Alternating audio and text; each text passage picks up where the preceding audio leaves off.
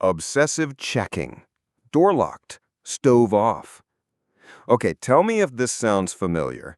You leave the house, you're halfway to work, or maybe already pulling out of the driveway, and then that thought hits you like a brick. Wait, did I lock the front door? Suddenly, your brain launches into full-blown detective mode. You try to replay the moment you left.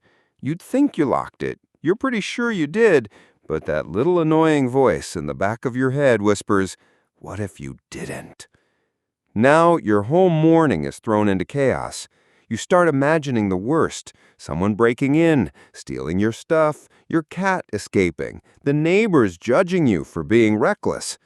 You've either had to turn the car around just to check, or you've spent the whole day mildly panicked, waiting to get home and confirm that yes, of course, the door was locked the whole time. And if it's not the door, it's the stove, or the iron, or the hair straightener, or that one light switch you swear you flipped, but suddenly can't remember touching at all. Why do we do this? Why do our brains randomly go into rerun mode over something so basic and harmless? And more importantly, why can't we trust our own memory? Well, weirdly enough, this weak little glitch in your daily routine might actually be a leftover from thousands of years ago, back when forgetting something simple could actually get you killed. See, our ancestors lived in a very different kind of world. We're talking about wild animals, rival tribes, sudden weather changes, fire hazards, no hospitals, no police, no locks. Every little action had real consequences. Leaving something unsecured, like your shelter, your fire, or even your sleeping space, could mean waking up to a predator sniffing around, or worse, never waking up at all. So nature had to step in and add a layer of overprotection. Our brains evolved to develop a hypersensitive security loop. It basically went like this: are you sure that thing is safe? Check again. And again. And again, because if you're wrong even once, you die. And sure, that kind of obsessive alertness made sense when we lived in caves, when forgetting to cover the fire meant freezing at night, or leaving food out meant attracting wolves. But now, our front doors have deadbolts. Our ovens have an auto shut-off. Our neighborhoods have security cameras and motion lights. And yet, that ancient security loop is still humming in the background, still whispering, "Better double check."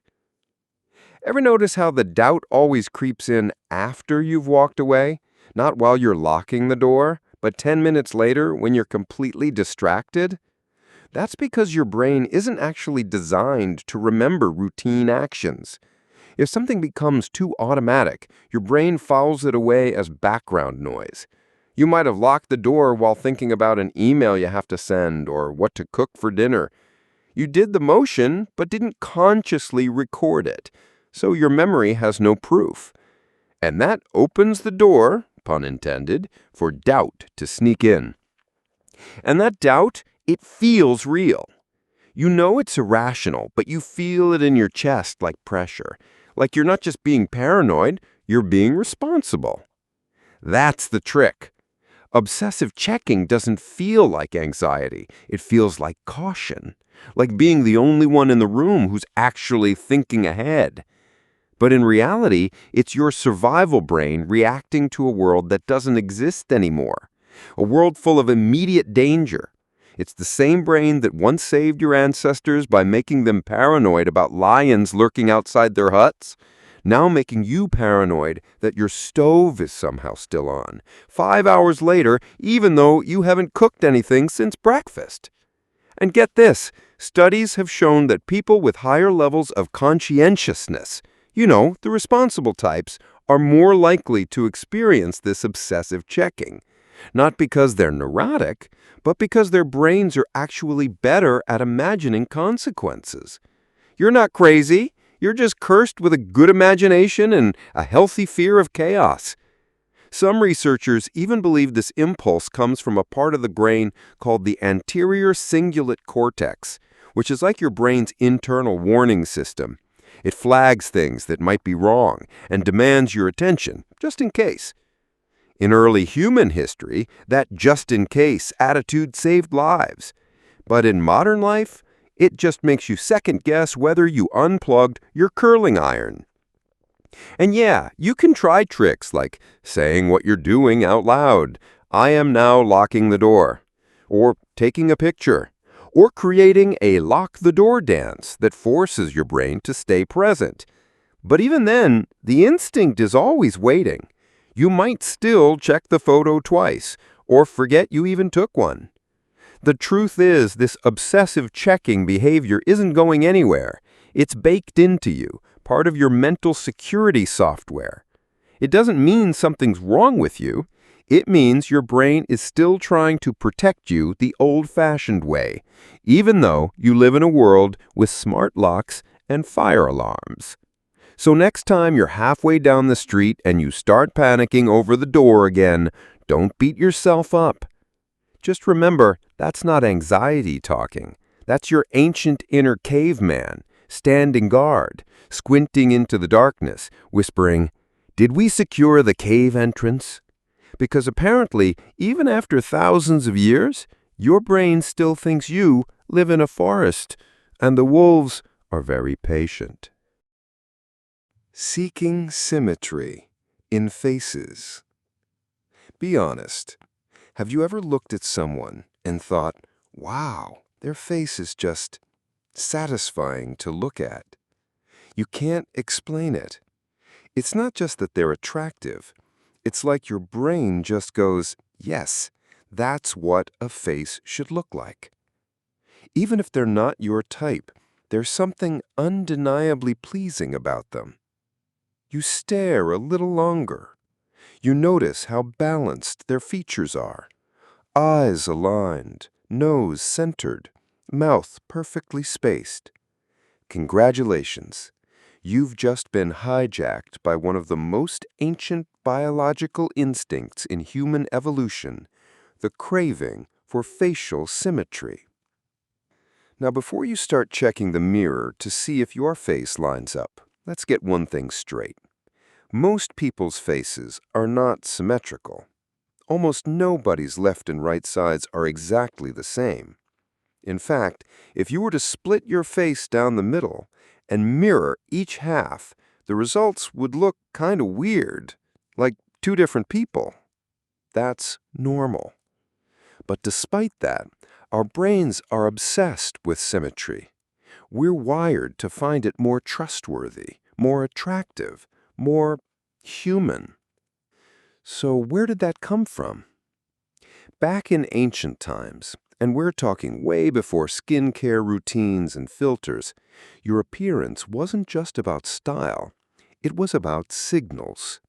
Signals about your health, your genetics, your ability to survive in a rough, dangerous, disease-filled world. And symmetry, it was like a giant neon sign that said, "I'm built well. My body grew the way it was supposed to. I had no major infections. I have good genes. You can trust this DNA." See, when a human face develops, whether it's in the womb or throughout childhood, a lot can go wrong.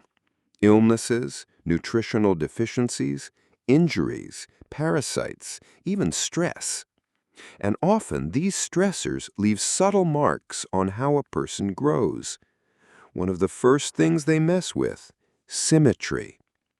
So, over time, our ancestors learned, without ever realizing it, that symmetrical faces were more likely to belong to healthy mates, people who could survive, reproduce, raise kids that also survived.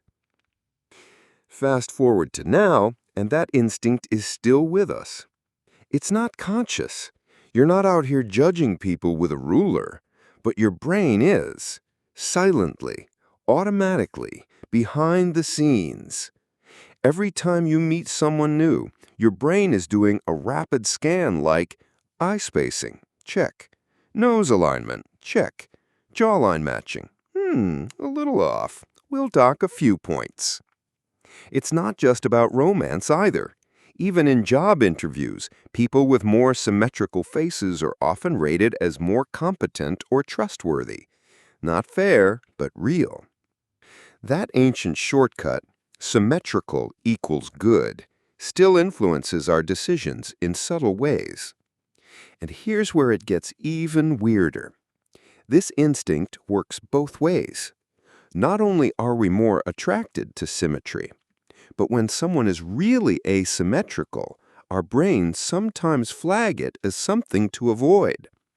We don't always realize it, but we might feel a little uneasy because way back in the day, that asymmetry could have meant something dangerous, like a contagious illness, a birth defect, or a genetic issue.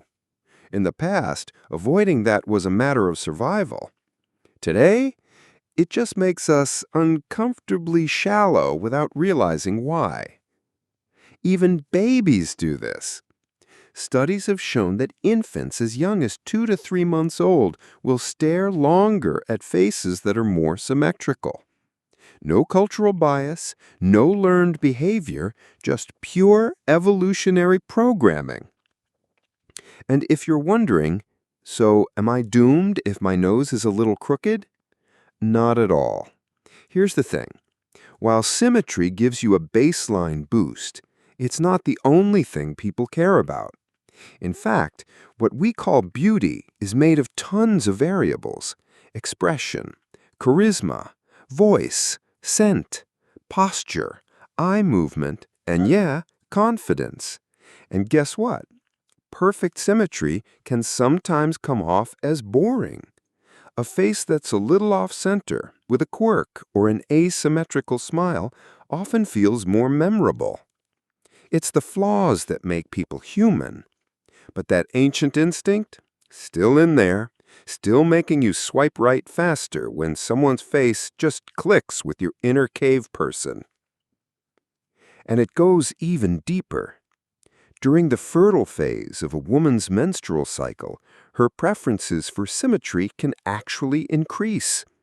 Studies have shown that during ovulation, women are more likely to be drawn to masculine, symmetrical faces, the kind that, in evolutionary terms, signaled strong immune systems and better chances of producing healthy offspring. Your hormones might literally be dialing up your symmetry radar without you even knowing it. And men aren't off the hook either. Men tend to rate women with symmetrical faces and bodies as more attractive too, especially when their own testosterone levels are higher. Again, it's not a choice. It's instinct. But here's the plot twist. You can't fake true symmetry, but modern life tries. Makeup, contouring, lighting, camera angles, filters, all of it is designed to either enhance or simulate symmetry. And it works, because your brain doesn't care if it's real or not. All it sees is balance, and balance feels safe. So next time you catch yourself mesmerized by someone's face and you can't explain why, just know it might be your 21st century self crushing hard, but it's your prehistoric brain doing the matchmaking. It's sitting in the background like, yep, that one, good jawline, healthy bones, excellent reproductive potential. Because, as far as your ancient instincts are concerned, you're still picking mates in a muddy village with no antibiotics. And facial symmetry, that's the best dating profile you could ask for. Fear of deep holes or abysses, bathophobia. Let's talk about something a little weird. Not heights, not claustrophobia, not drowning, but that creepy, skin-crawling feeling you get when you look down into a deep hole, a pit, a cavern, an open shaft, or worse, deep, dark water where you can't see the bottom. You stare into it and suddenly feel your body go tense. Your chest tightens. Maybe you even stepped back without realizing you moved. You weren't in danger, but it felt like you were. That, my friend, is bathophobia, the fear of deep spaces or large voids, especially ones where you can't see the bottom. It's not just fear of falling. It's something deeper, something that feels ancient. Ever been on a hiking trail and noticed a big sinkhole or cave opening nearby? Did you feel drawn to it and weirdly scared of it at the same time? Like your brain says, "Hey, let's go check that out," but your body says, "Absolutely not." Or maybe you've watched one of those videos of people diving into deep blue holes in the ocean, the ones that just drop into nothingness.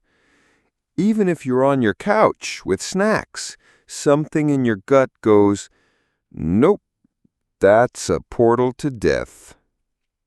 So, what's going on here? Let's rewind a few thousand years. Picture yourself as a prehistoric human roaming wild terrain. You're barefoot, you've got no flashlight, no Google Maps, no climbing gear, and every decision you make can either help you survive or get you killed. In that world, deep holes were not your friend. They were dangerous. Not just because you might fall in, but because you didn't know what was inside. Maybe it was a cave filled with sharp rocks. Maybe it was a pit with no way out. Maybe it was home to a predator, snakes, hyenas, big cats, just waiting in the dark. And if you slipped, tripped, or ventured too far in, no one was coming to rescue you. So, over time, our ancestors developed an instinctive fear of dark, deep, unknown spaces. They learned to avoid cliffs, chasms, and unexplored holes. And the ones who didn't avoid those things, they didn't make it long enough to pass on their DNA. What you're feeling when you look into a dark hole, that creeping sense of dread, is your body remembering the danger, even if your modern brain doesn't.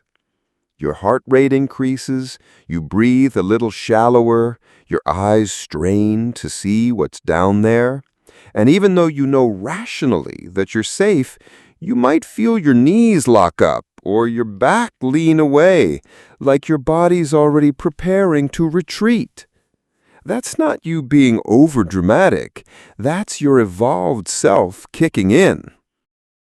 Even more interesting, this instinct shows up even when the threat is completely irrational, like a hole in a park, or a drain in a pool, or an underwater video where there's nothing visible but blue fading into black. A lot of people describe it like this. It's not that I think I'll fall in, it's that I feel like the hole is somehow looking back at me. It feels alive. It feels wrong, like the abyss itself has weight. That's the brain's pattern detection system going haywire. In the wild, we were trained to always expect a threat where we couldn't see clearly. So a pitch-black hole triggers your imagination hard. Your brain fills it in. It paints a monster, a trap, a depth you'll never escape, even when you know logically it's empty. Fun fact, this fear is so common that there are actually two related phobias that often overlap. Bathophobia, fear of deep spaces or deep water, especially when the bottom is hidden. Thalassophobia, fear of vast open water like oceans. Different terms, but they often feel the same. staring into the unknown and feeling your brain scream, "Danger!" And this isn't just a human thing either.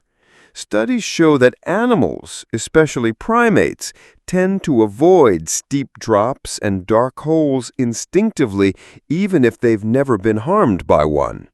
It's built into the survival wiring. Today, most of us will never have to worry about falling into a cave or being dragged into a bottomless pit, but the instinct hasn't gone away. In fact, modern media has made it worse. Think about how many horror movies or video games use this exact fear. A character falls into a pit and vanishes. A monster crawls out of a deep hole. An underwater scene zooms into the darkness, and you just know something's going to lunge. Why? Because it taps directly into your prehistoric fear, the one you can't explain away. It's not gore, it's not violence, it's the fear of the unknown, especially when it's deep, dark, and quiet. And here's something wild. Some people report feeling drawn to the abyss even while fearing it, like they want to get closer, look deeper just for a second. That push-pull is called the call of the void, a bizarre but common mental glitch where part of your brain wonders what would happen if you jumped or got too close. It's not suicidal, it's not dangerous, it's just your brain running a simulation, a what if, and then immediately shutting it down because, yeah, no thanks. So, next time you see a deep well or a cliff or a video of a diver vanishing into dark blue water, and you feel your spine tingle, your stomach drop, or your legs lock up, don't freak out. That's not fear. That's a memory. Not your memory, but your species' memory. Because somewhere, thousands of years ago, a person who looked into the abyss and said, "Let's go check it out," probably didn't make it back. But the ones who backed away slowly and walked around it, yeah, they're the reason you exist. Sweating in anticipation, not just heat. Okay, pop quiz. Have you ever started sweating before anything even happened? Like, you haven't even stepped on stage yet, but your armpits are already betraying you. Or you're about to have a tough conversation and boom, palms instantly clammy. Or you're just thinking about that job interview and suddenly you feel a bead of sweat rolling down your back, even though you're sitting in an air-conditioned room. We've all been there, and it feels weird, right? Because we're taught that sweat is supposed to be the body's way of cooling you down. It's a reaction to heat. But here's the twist. Your body doesn't only sweat because you're hot. Sometimes it sweats because it thinks you're about to be. It's like your nervous system is watching you from the inside going, "Oh no, they're about to freak out, better pregame the sweat." And this, believe it or not, is evolution doing its thing again. Let's go way, way back. Back to the days when stress didn't mean I have a Zoom meeting, but meant a saber-toothed cat is staring at me and I don't want to die. In that world, stress usually meant you were about to run, or fight, or climb, or hide. Your body had to be ready to move at a moment's notice, no time for warm-ups. So it developed this preloaded system to get you primed for action. One of the first things it did? Sweat. Not because you were hot, but because you were about to get hot. Think of it like this. Your brain sees a threat. It triggers your sympathetic nervous system. Your body says, "All right, everybody get into position. Muscles, tense up. Heart, start pounding. Glands, start sweating. We're going in. That sweat is your body's cooling system booting up early, getting ready to regulate your temperature for the intense movement it thinks is coming, even if it never does. So in modern life, when you're standing there sweating bullets just because someone asked you to give a toast at a wedding, you're not broken. You're just the proud owner of a prehistoric fight-or-flight system that hasn't gotten the memo that you're not being chased through the forest right now. And here's the thing, not all sweat is the same. There are actually two types of sweat glands in your body. Eccrine glands, which cover most of your body and handle heat regulation. That's the watery sweat you feel during exercise. Apocrine glands, mainly in your armpits and groin, which kick in during emotional stress. And that's the sticky, smelly stuff when you're nervous. So yeah, nervous sweat literally stinks more because it's not about temperature, it's about emotion. And evolution, it had a reason for that too.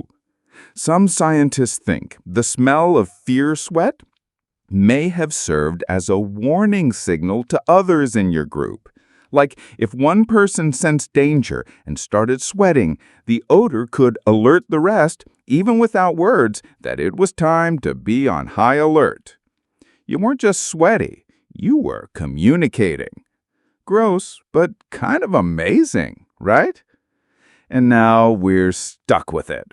Which is why, when you're giving a presentation or waiting for test results or about to ask someone out, your brain pulls the emergency lever and your deodorant taps out. But here's a cool twist. Your body also sweats in anticipation of positive things like intense excitement, arousal, or adrenaline-fueled thrills. Roller coasters? Job offers? First kisses? Your body is like, oh, this is happening? Say no more. Activating moisture protocol. Because it doesn't care if the event is good or bad. It only cares about intensity. Your nervous system is super binary. It's either chill or everybody is panicking. And when it thinks you're about to experience something intense, it does what it's always done. Prepare for heat. Prepare for action, prepare to survive. But now, instead of sprinting through a jungle, you're just pacing in the hallway outside a conference room, wearing a button-up shirt, trying not to look like a human waterfall. Weirdly enough, this anticipatory sweating also explains why you can get sweaty just by imagining a stressful scenario, like thinking about falling off a building, or reliving an embarrassing memory, or watching someone else bomb on stage. Your imagination is powerful enough to trigger physical survival responses in a completely safe space. Because as far as your brain is concerned, if you're thinking about it, it might happen. Better be ready. So the next time you feel yourself start to sweat in a situation that technically makes no sense, just remember, you're not overreacting. Your ancient survival system is just over-preparing. It's like an overly dramatic security guard that hears a firecracker and immediately pulls the alarm, evacuates the building, and grabs the extinguisher, just in case. And yeah, it's inconvenient, especially on first dates or in meetings or any time you want to look cool and composed. But deep down, it's a compliment. It means your body still has your back, still ready to jump into action, still trying to protect you from threats that honestly aren't really threats anymore. Because evolution doesn't update that fast. And your sweat glands, they're still living in the past, doing their best to keep you alive in a world full of tigers, even when the only thing you're facing is a PowerPoint. Being drawn to firelight or flickering lights? Have you ever just zoned out while staring at a flame?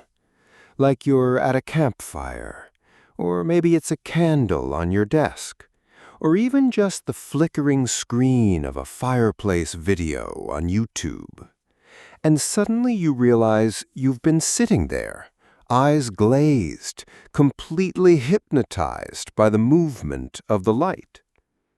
There's no plot, nothing's happening. It's just random little flickers and sparks, but it feels peaceful, safe, mesmerizing. Why? Why does fire, something that can literally burn your entire house down, make us feel so weirdly comforted? Let's be real. Fire is dangerous. It can destroy entire forests, burn skin, kill. And yet, put a bunch of people around a fire at night, and suddenly everyone's relaxed, talking in softer voices, sharing stories, laughing, watching the flames dance like it's the most entertaining thing on earth. It's not just a vibe, it's biology. Let's go back, way back, prehistoric human back. Imagine you're part of a small tribe living in the wilderness. No houses, no flashlights, no iPhones. The sun goes down and you're surrounded by total darkness. Not metaphorical darkness. I mean actual pitch black, can't see your hand darkness. And out there are predators, real ones, with teeth, who can see better than you at night. What's your defense? Fire. Fire meant safety. It kept away predators. It provided warmth. It allowed you to cook food and made meat safer to eat. And maybe most importantly, it gave you light. But not just any light. A warm, flickering, living kind of light. The kind that moves, the kind that draws your attention and holds it. So yeah, staring at fire isn't just fun. It's a deeply wired response. It meant survival. It was your first flashlight, your first oven, your first heater, your first alarm system, all rolled into one. But there's more to it. Because fire didn't just protect you, it gathered you. Early humans didn't spend their nights watching TV. They sat around the fire. That was the original living room.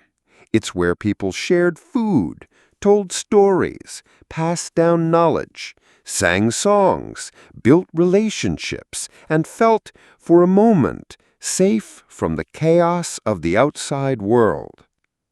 So over thousands of years, our brains started to associate that flickering glow not just with safety, but with social bonding. And guess what? That instinct is still with us. That's why campfires feel magical, why candlelight dinners are romantic, why watching the glow of a fireplace feels cozier than a room full of LED bulbs.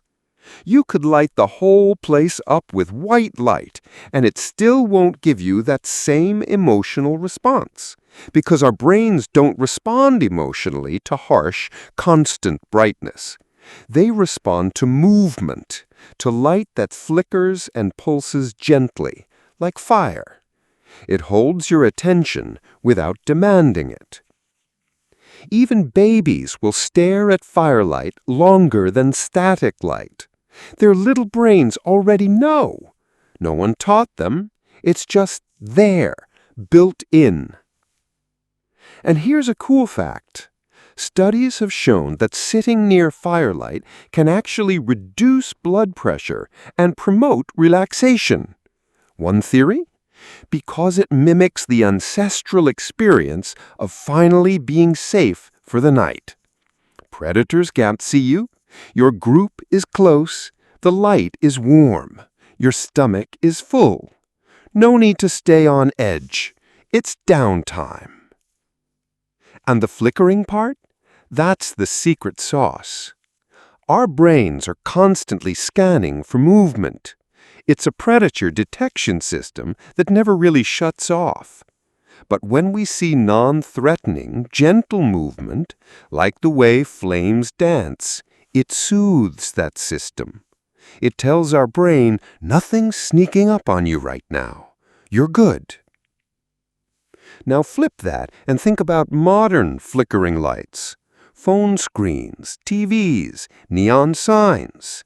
They're harsh, fast, sometimes even chaotic. But guess what? You're still drawn to them. Why? Because they mimic firelight, just without the warmth and emotional safety.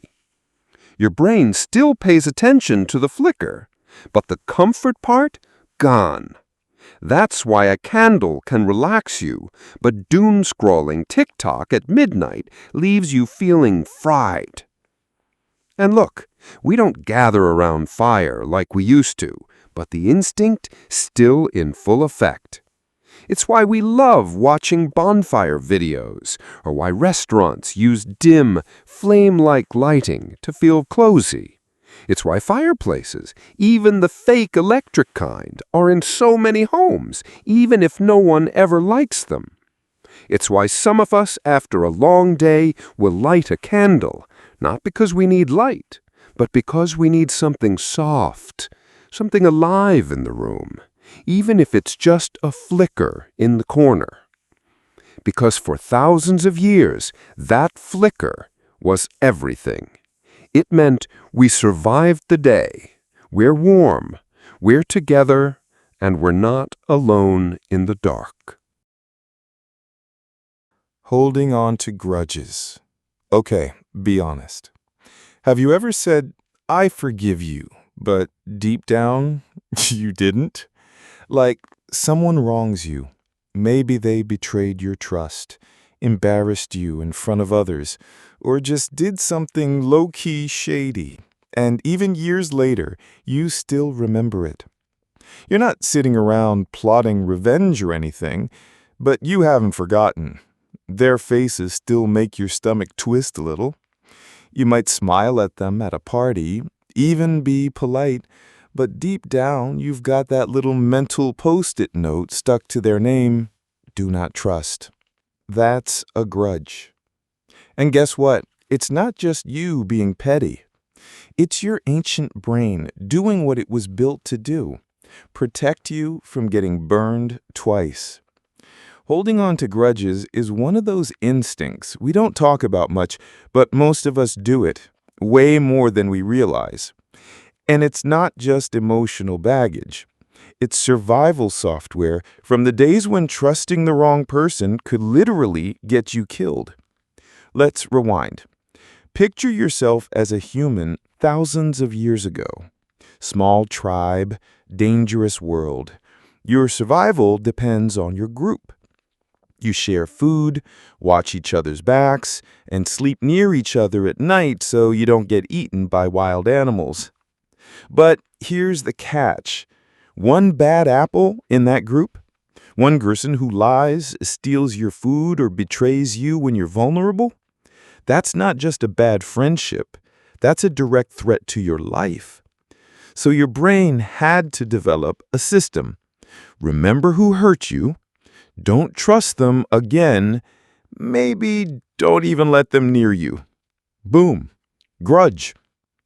See, forgiveness is a very modern luxury. In today's world, if someone steals your idea at work or ghosts you after 3 dates, it's annoying, but you'll survive. Back then, betrayal could cost you everything: your food, your safety, your place in the group. So evolution built this little risk log in your brain. And once someone gets added to it, they stay there. Even if you say you've forgiven them, even if they say sorry, Your brain's like, cool story, but I remember what you did. Here's the twist, though.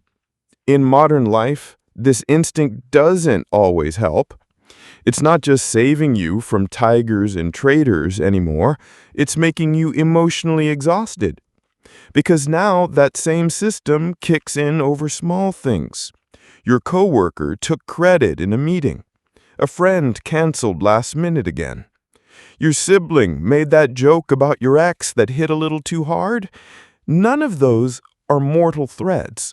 But your brain still hits the red button. Danger! Betrayal detected. Never forget.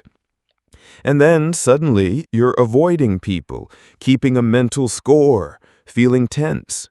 Not because you want to, but because your brain won't let it go.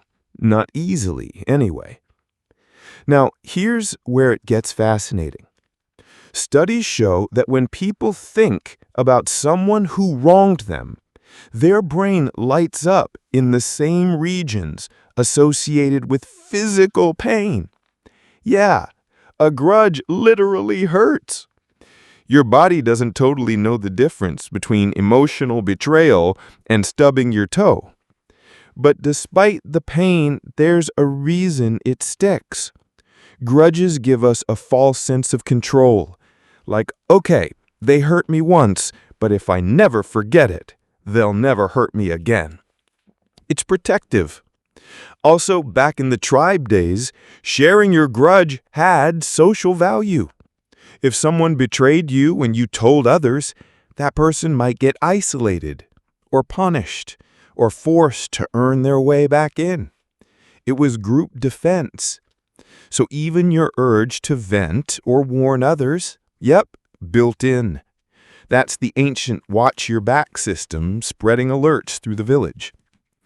Now, fast forward to today. You're not in a forest with spears and tents. You're in a Slack channel. You're texting your friends. You're replaying a comment someone made at dinner 3 months ago. And your brain is still trying to keep you safe by obsessing over something that's long gone. The worst part is, sometimes the person who hurt you didn't even mean to, but your brain doesn't care about intent. It remembers the impact. And here's the kicker. Some people are more grudge-wired than others. It's a personality and genetics thing. Some brains go, that sucked, but let's move on. Others, that sucked and I'll never forget it. Neither is better. Both served a purpose.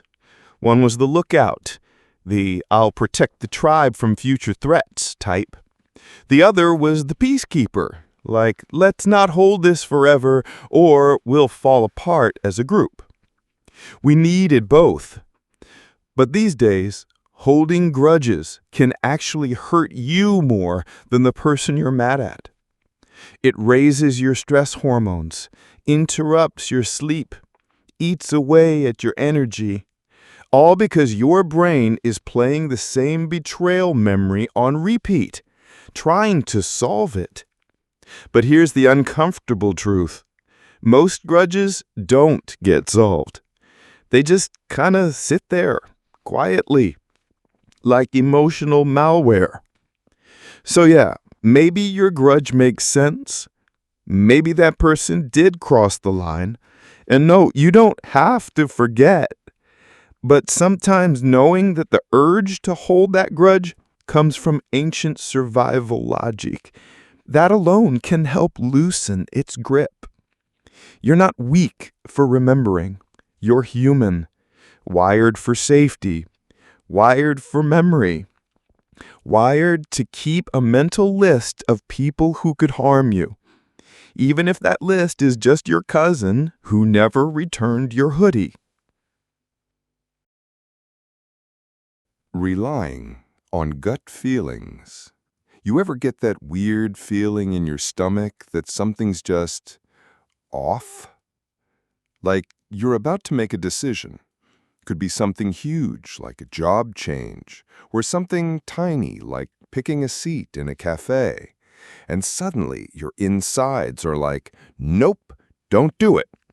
No logical reason, no facts, just a vibe. That's your gut talking, and sometimes it's creepily accurate. You avoid a shortcut because it feels sketchy, and later find out something happened there. You meet someone who gives you the ick, no obvious red flags, and months later, they turn out to be toxic.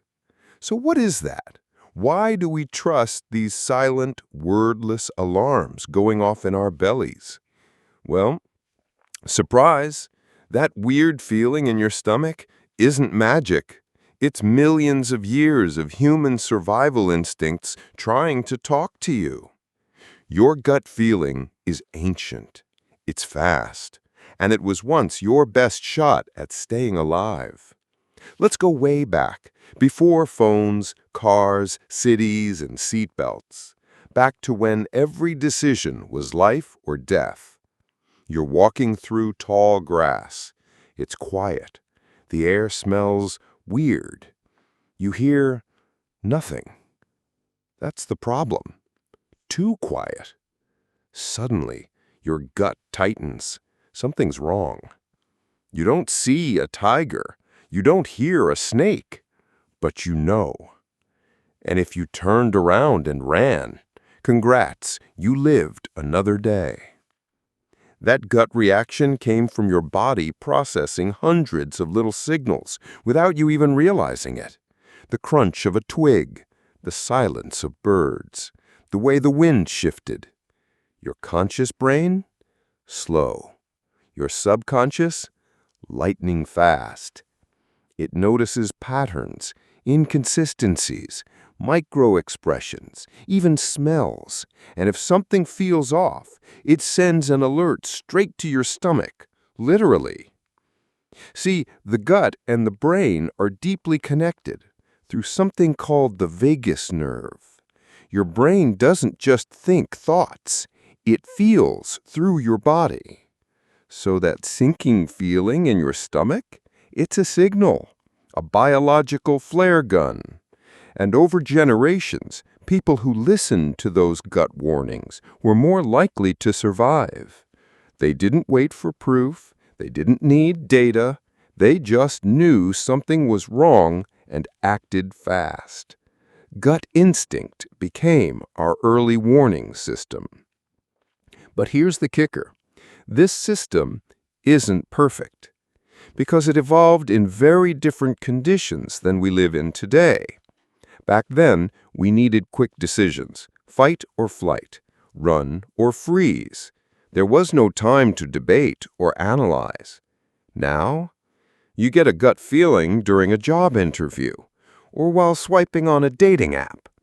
You get it in a meeting when someone pitches an idea that just feels off.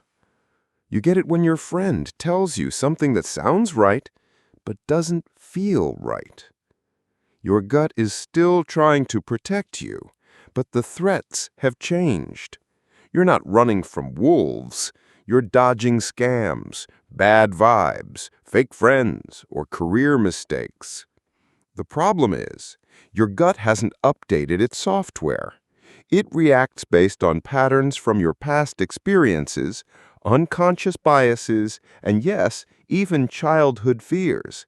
So sometimes it's spot on, and sometimes it's a false alarm.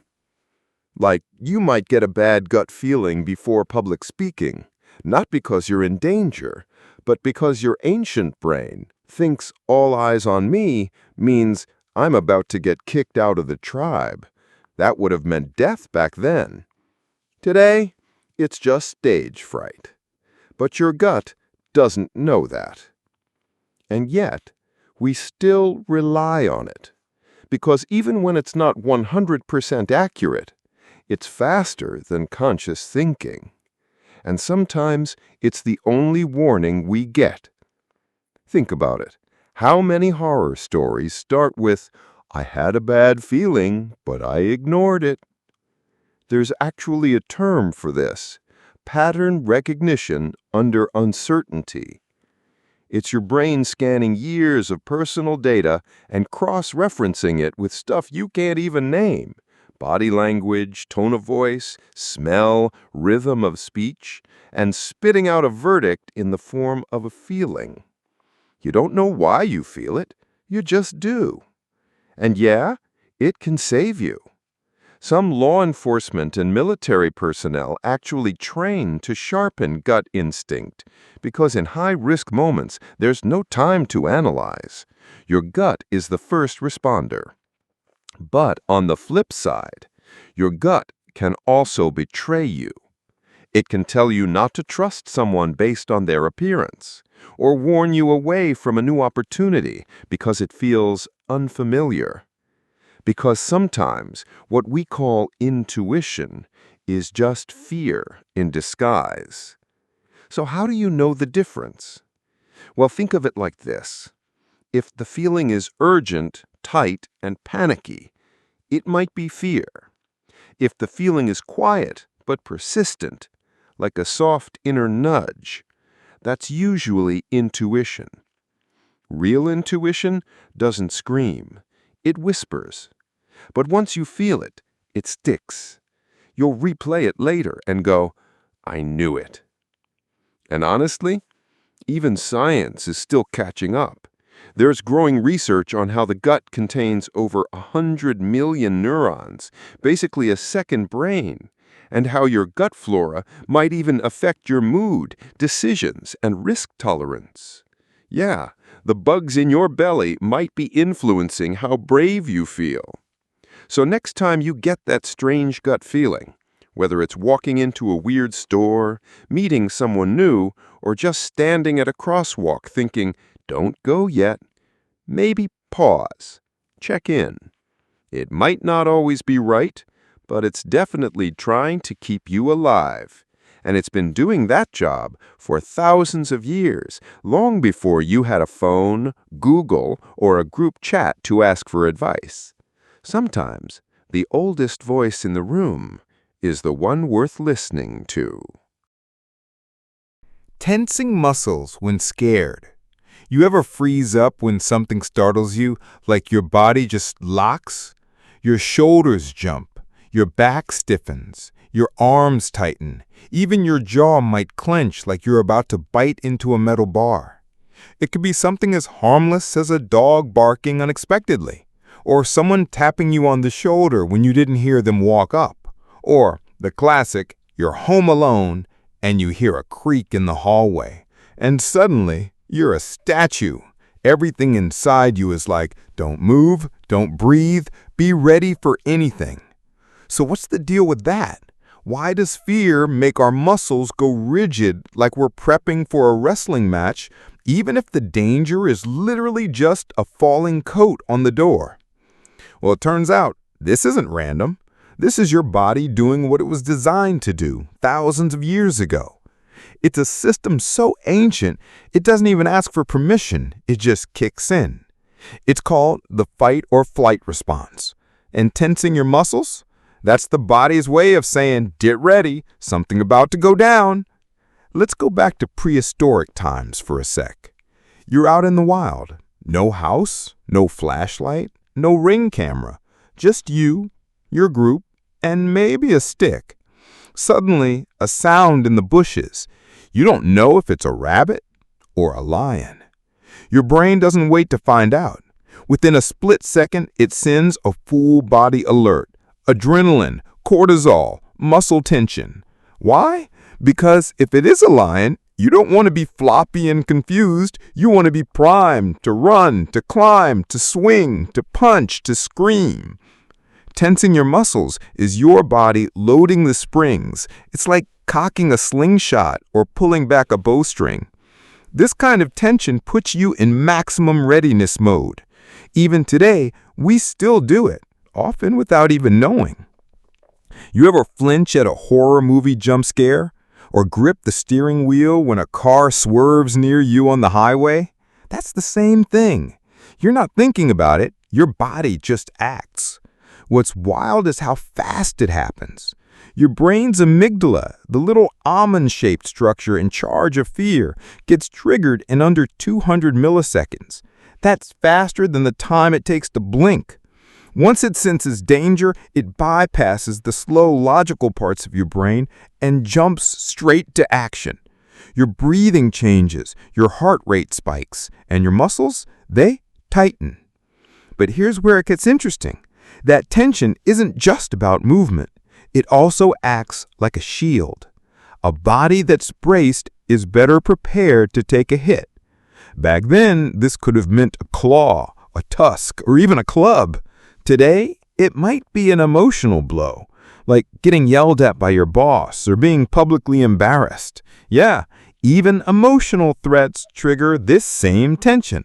Your body doesn't care if it's a bear or a breakup. If it feels threatening, it prepares the same way. That's why your shoulders feel sore after a stressful day. Why does your neck feel tight after a fight? Why do your fists clench when someone says something offensive? Your ancient wiring is still in charge. And sometimes it even shows up in weird little moments. You're walking alone at night, you tense up, alert. Someone walks too close behind you, your back muscles brace. Loud thunder cracks out of nowhere, your whole body jumps. You might even stop breathing for a second. It's all part of the package deal, a full body freeze, designed to either run, fight, or stay hidden. What's kind of tragic is how this tension never quite turns off. Not completely, because modern life is packed with low-level threats, deadlines, social pressure, bills, traffic. None of these are lions, but your body doesn't know that. So it keeps tensing, keeps preparing, keeps waiting for a moment that never comes. And over time, that builds up. Chronic muscle tension becomes neck pain, back pain, jaw clenching, even migraines. It's your body still trying to survive, just in the wrong century. So what do we do with that? Well, you can't delete the instinct, but you can learn to notice it. The next time you feel your shoulders creeping up to your ears or your fists curling for no reason, pause.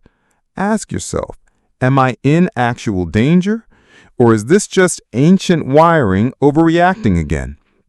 Because most of the time, it's not an emergency.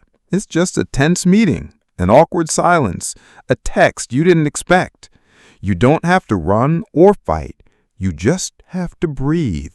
Inhale, exhale. Let the muscles unclench. Let the instinct know we're safe. You did your job. You can chill now. Funny how adulthood is basically reparenting your inner caveman. But hey, thanks to that instinct, your ancestors made it through ice ages, predators, and rival tribes. You're here because they tensed up and stayed alert. So yeah, it's annoying that you feel jumpy when someone drops a spoon in the kitchen. But that reflex, it's ancient armor, a survival feature, still working thousands of years later. Kind of cool, right? Looking over your shoulder when walking alone. You know that feeling when you're walking alone, maybe late at night or in an empty parking garage, and suddenly you just have to look over your shoulder? You're not even sure why. You didn't hear anything, nothing's wrong. But your body's like, check, now, someone might be behind you. So you do that awkward glance back, maybe even slow your pace a little. Your ears perk up, your heart rate jumps just a bit, and for the next 30 seconds, you feel like you're in a thriller movie, starring you. Why do we do this? What's the point of glancing behind you when you're alone, especially when most of the time nothing's there? Well, believe it or not, that reflex isn't paranoia. It's not just being cautious. It's something way deeper. This is prey behavior. Yeah, prey, like deer, rabbits, zebras. Because once upon a time, in our early evolutionary story, we weren't the top predators. We were very much on the menu. Big cats, packs of wolves, giant birds of prey. And unlike lions or bears, we humans didn't have claws, fangs, or speed. Our defense was awareness. The more alert you were, the more likely you were to survive. And if you were walking alone, especially through unfamiliar terrain, you were vulnerable. Looking over your shoulder wasn't paranoia, it was a survival skill. Now, here's the thing. That reflex never went away. Even in the modern world, with streetlights, CCTV cameras, and pepper spray, your brain still acts like you're in the jungle. You hear a rustle behind you, you flinch. A car door slams nearby, you speed up. You get that eerie sensation that someone might be following you. You turn and look just to be sure. And it doesn't even matter if it's a totally safe environment. Your neighborhood, your apartment complex, even a hallway in a quiet office. That instinct still whispers, check your back. Here's the science behind it. The part of your brain responsible for this hyper-awareness is the amygdala, the same little almond-shaped structure we talked about before. It's constantly scanning for threats, and it doesn't wait for confirmation. If there's even a hint of potential danger, it triggers that hair on the back of your neck feeling.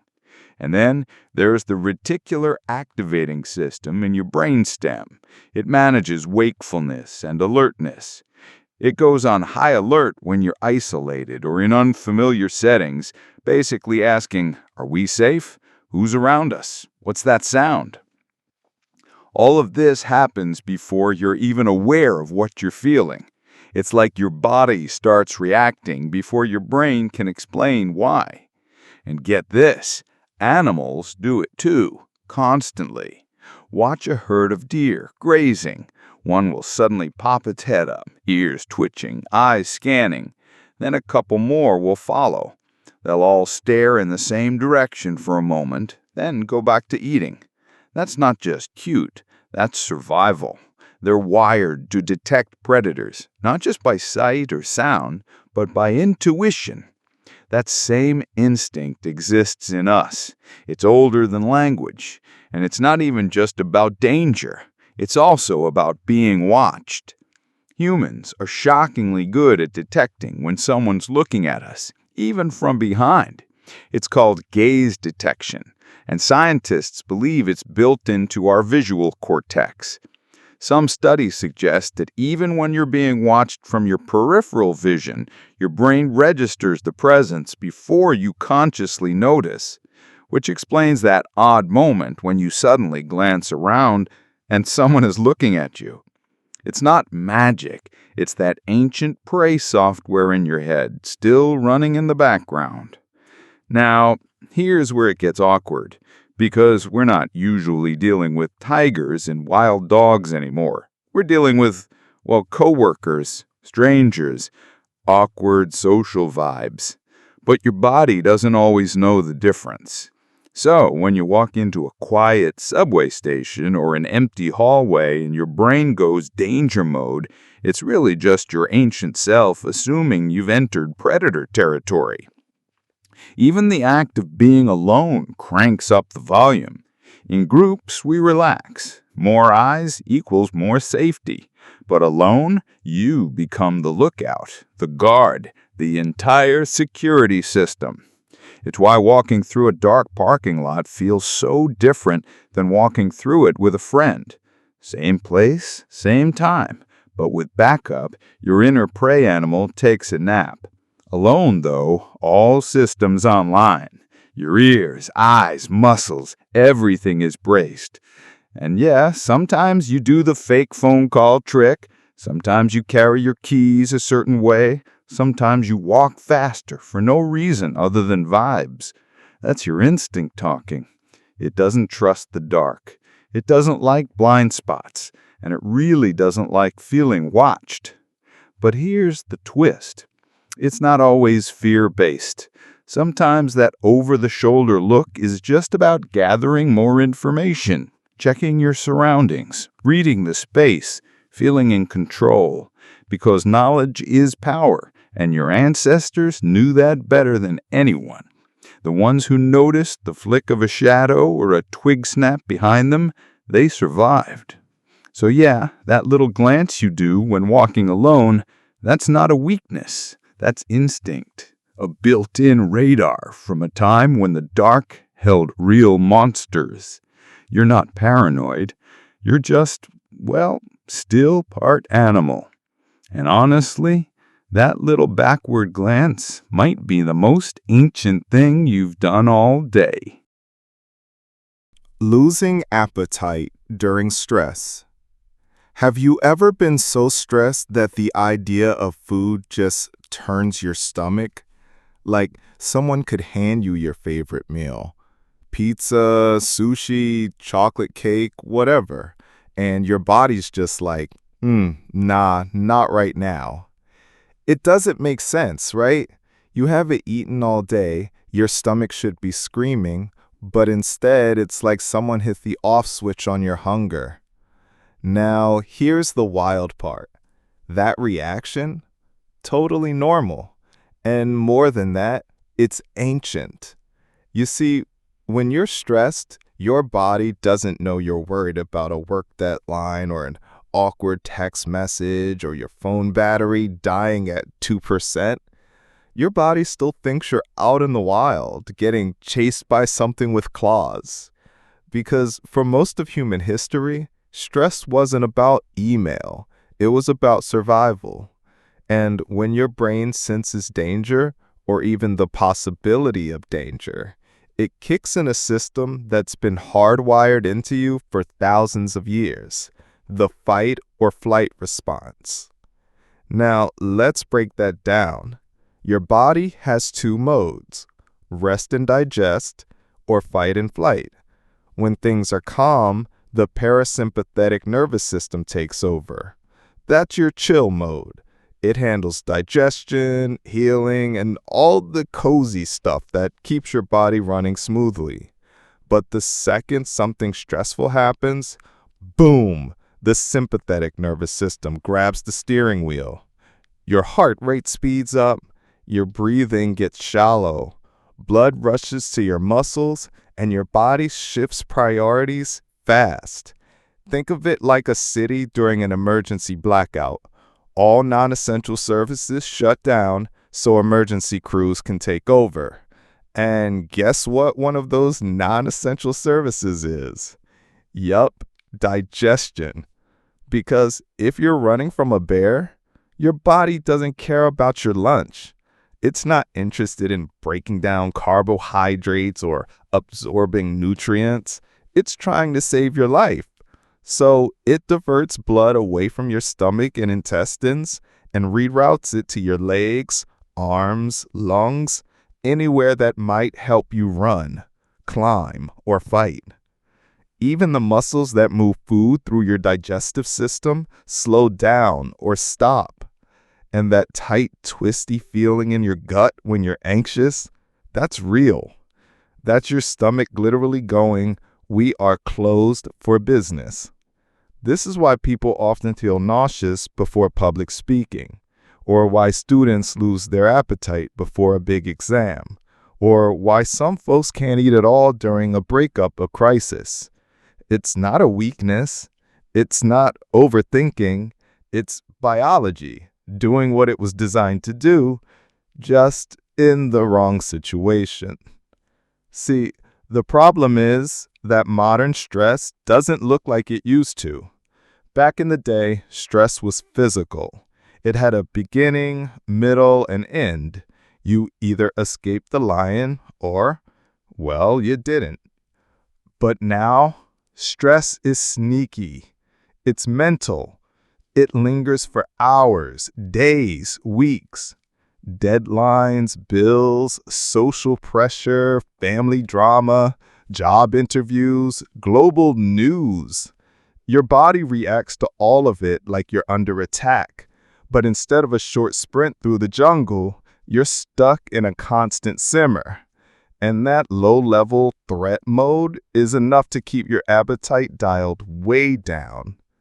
Some people even get IBS or stomach ulcers from this chronic stress cycle. It's your ancient gut-brain connection trying to operate in a world that never stops buzzing. But here's the thing. This reflex used to save us. If your ancestors were out hunting and suddenly heard growling in the bushes, the last thing they needed was to finish chewing a rabbit leg. They had to drop everything and move. And the ones who could switch off digestion and switch on speed, those were the ones who lived long enough to pass on their genes to you. So, yeah, when you're stressed and your appetite vanishes, it feels inconvenient. But at its core, that's survival instinct. And it's not all bad. Your body does eventually reset. Once the perceived threat is over, once the email is sent, the test is done, the awkward conversation is behind you, your parasympathetic system comes back online. And suddenly, you're starving.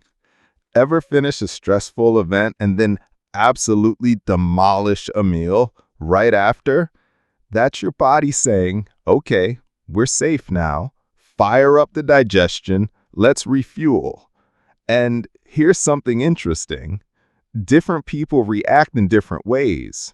While some folks lose appetite under stress, others eat more. This usually has more to do with emotional coping mechanisms, like using food to self-soothe or distract. But the core idea remains. Your gut is deeply tied to your emotions.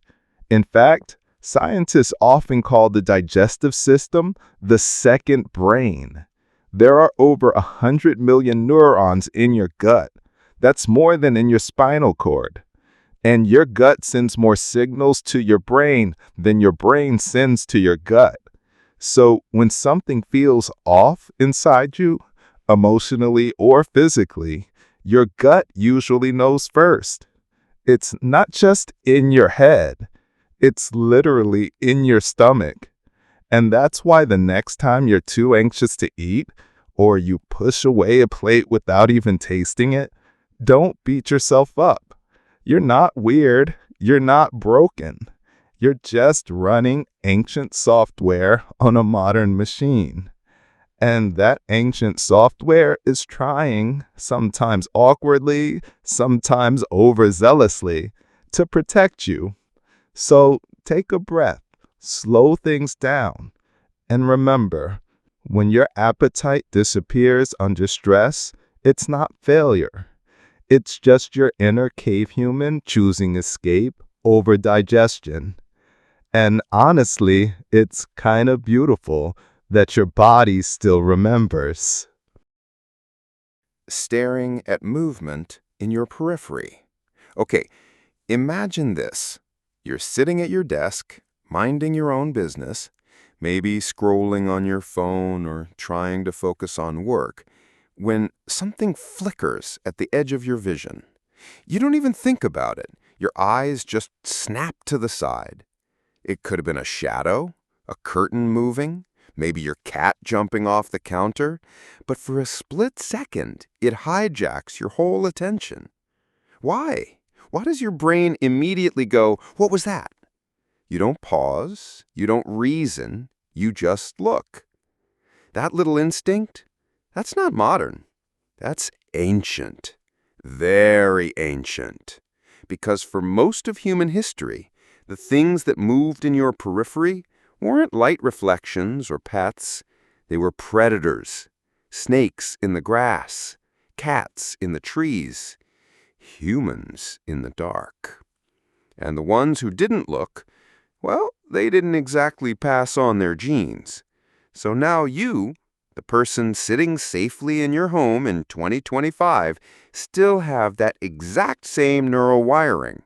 Still jumping at shadows, still tracking movement like your life depends on it, because once upon a time, it did. Let's break it down. Your eyes have a special layout. The center of your vision, called the fovea, is responsible for sharp focus and detail. That's what you use to read, recognize faces, see color. But the peripheral vision, that's your built-in motion detector. It's less precise, less colorful, but incredibly sensitive to movement. And here's why that matters. If something is sneaking up on you, it's almost never coming from the front. It's coming from the side, the corner, the place you're not paying attention to. So your ancestors evolved this automatic reflex. If anything moves in that peripheral zone, you turn. It's not polite. It's not conscious. It's pure survival. Your nervous system bypasses your thinking brain and says, look, now. Even today, this is why action movies love jump scares with flickers in the background. It's why you're drawn to sudden movement in horror games, even if you're trying to stay chill. And it's why even the smallest motion at the corner of your eye can break your concentration completely. You could be solving a math problem, editing a photo, watching a serious documentary. Doesn't matter. If a bug flies by or a shadow shifts, you have to check, because your brain still thinks it might be dangerous. And here's something wild. This instinct isn't just human. Lots of prey animals, deer, rabbits, birds, have insanely wide peripheral vision and are constantly scanning for movement. A twitch in the grass, they bolt. A shift in the leaves, they freeze. It's a razor-thin margin between life and death. And even though we've got iPhones and grocery stores now, part of your brain still believes you're out there on the savannah trying not to get eaten. But here's where it gets cooler. This reflex evolved not just to spot predators, but to track anything important. Threats, sure, but also food, shelter, or even human beings. Let's say your ancestors were out foraging and they saw movement in the trees. That could have been a monkey tossing fruit, or another human signaling danger, or someone stalking them. Every possibility mattered, so attention to motion became priority number one. And this kind of wiring is so deep that even infants show it. Seriously, studies have shown that babies will instinctively turn their heads towards sudden motion, even when they're just a few weeks old. They can't talk, they can barely hold their heads up, but that ancient tracking system, already online. And it's not just about danger, it's also about curiosity. Motion means something is happening, and humans are natural pattern seekers. We want to understand the world, and movement is one of the fastest ways to identify change. Something moves, and your brain goes, that's new, that's different, that might matter. Which is why modern life constantly exploits this instinct. Think about it. Why do websites use autoplay videos on the side of the page? Why do apps have flashy banners or bouncing icons? Why are TikToks and YouTube Shorts full of fast cuts and constant visual shifts? Because motion grabs you. It forces your brain to look, even when you don't want to. In fact, tech companies design their apps to trigger your ancestral instincts. You're not lazy, you're not distracted, you're just being manipulated by software that knows how your 100,000-year-old brain reacts to movement. It's why you might get overwhelmed in a crowded room with lots of visual noise, or why working near a busy window can ruin your focus, or why you turn your head every time someone walks by, even when you know it's just another person from the office. Now here's a fun twist. Not only do we look at movement, we also imagine it. Ever caught yourself staring at a shadow and wondering if it moved? Like you're not sure? But part of your brain thinks, was that just my imagination, or did something shift? That's your mind running what-if scenarios in the background. Your ancient brain is always scanning, always doubting, always preparing. Because again, back in the wild, assuming something wasn't a threat was more dangerous than assuming it was. So we evolved to err on the side of caution. Better to flinch at nothing than miss a tiger in the bushes. And that flinch, that reaction, that snap of the eyes toward the edge of your vision, that's the remnant. That's the echo of a time when every moment could be life or death. When looking too late meant not looking again. So next time something pulls your attention from the corner of your eye, whether it's a fly, a car, or just a curtain swaying, don't be annoyed at yourself. That's not you being fidgety. That's not a poor attention span. That's your primal security system running a silent alarm. Your ancestors survived by noticing what others missed, and their instincts, they're still alive in you. Covering your neck when startled. Okay, quick scenario. You're walking down a hallway. Everything's chill. Then suddenly, bam, someone jumps out or slams a door or drops something behind you. And without even thinking, you do that weird little flinch. Shoulders shoot up, arms half raise, your head kinda ducks down. And if someone really catches you off guard, you might even grab your own neck. Have you ever stopped to wonder why you do that? Like, what is your neck even doing in this situation? Why is that the thing you protect? You're not thinking, oh no, my neck is in danger. It just happens. And the answer is wild because it's ancient survival behavior. You might not be walking around with a spear or hiding from saber-toothed tigers, but part of your brain still acts like you are. So here's what's going on. That sudden motion, shoulders rising, arms coming in, chin dropping, isn't random. It's a deeply hardwired defense mechanism designed to shield one of the most vulnerable parts of your body, your neck. More specifically, your carotid arteries and jugular veins, which, if damaged, would lead to rapid blood loss and probably death. Your neck is basically an evolutionary weak spot. It's exposed, it's soft, and it contains everything you need to survive: airway, blood flow, spinal cord, nerves. Animals, especially predators, know this, and your ancestors definitely knew it, even if they didn't have anatomy textbooks. So when danger struck, even a hint of it, their bodies moved to protect that zone first, and your body still does it. Let's go back to the instinct itself. What's one of the first things you do when someone surprises you or raises their voice? You shrink. Your shoulders curl forward. You draw in like a turtle pulling into its shell. If you're standing, you might even pivot slightly to the side or turn your body like you're bracing for impact or shielding your core. But almost always, the neck gets tucked. You bring your chin down, maybe lift a hand up, maybe even press your hand to your throat. And that's not conscious. That's not you saying, ah yes, I must guard my carotid artery now. That's your lizard brain going, vital systems in danger, initiate defense mode.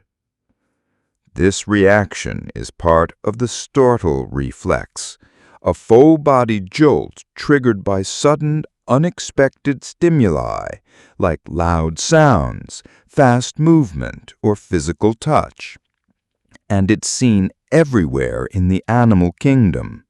Watch a dog get surprised. They tuck their tail, drop their head, pull their ears back. Cats? Instant crouch, arched back, paws ready to swat, but neck stays low.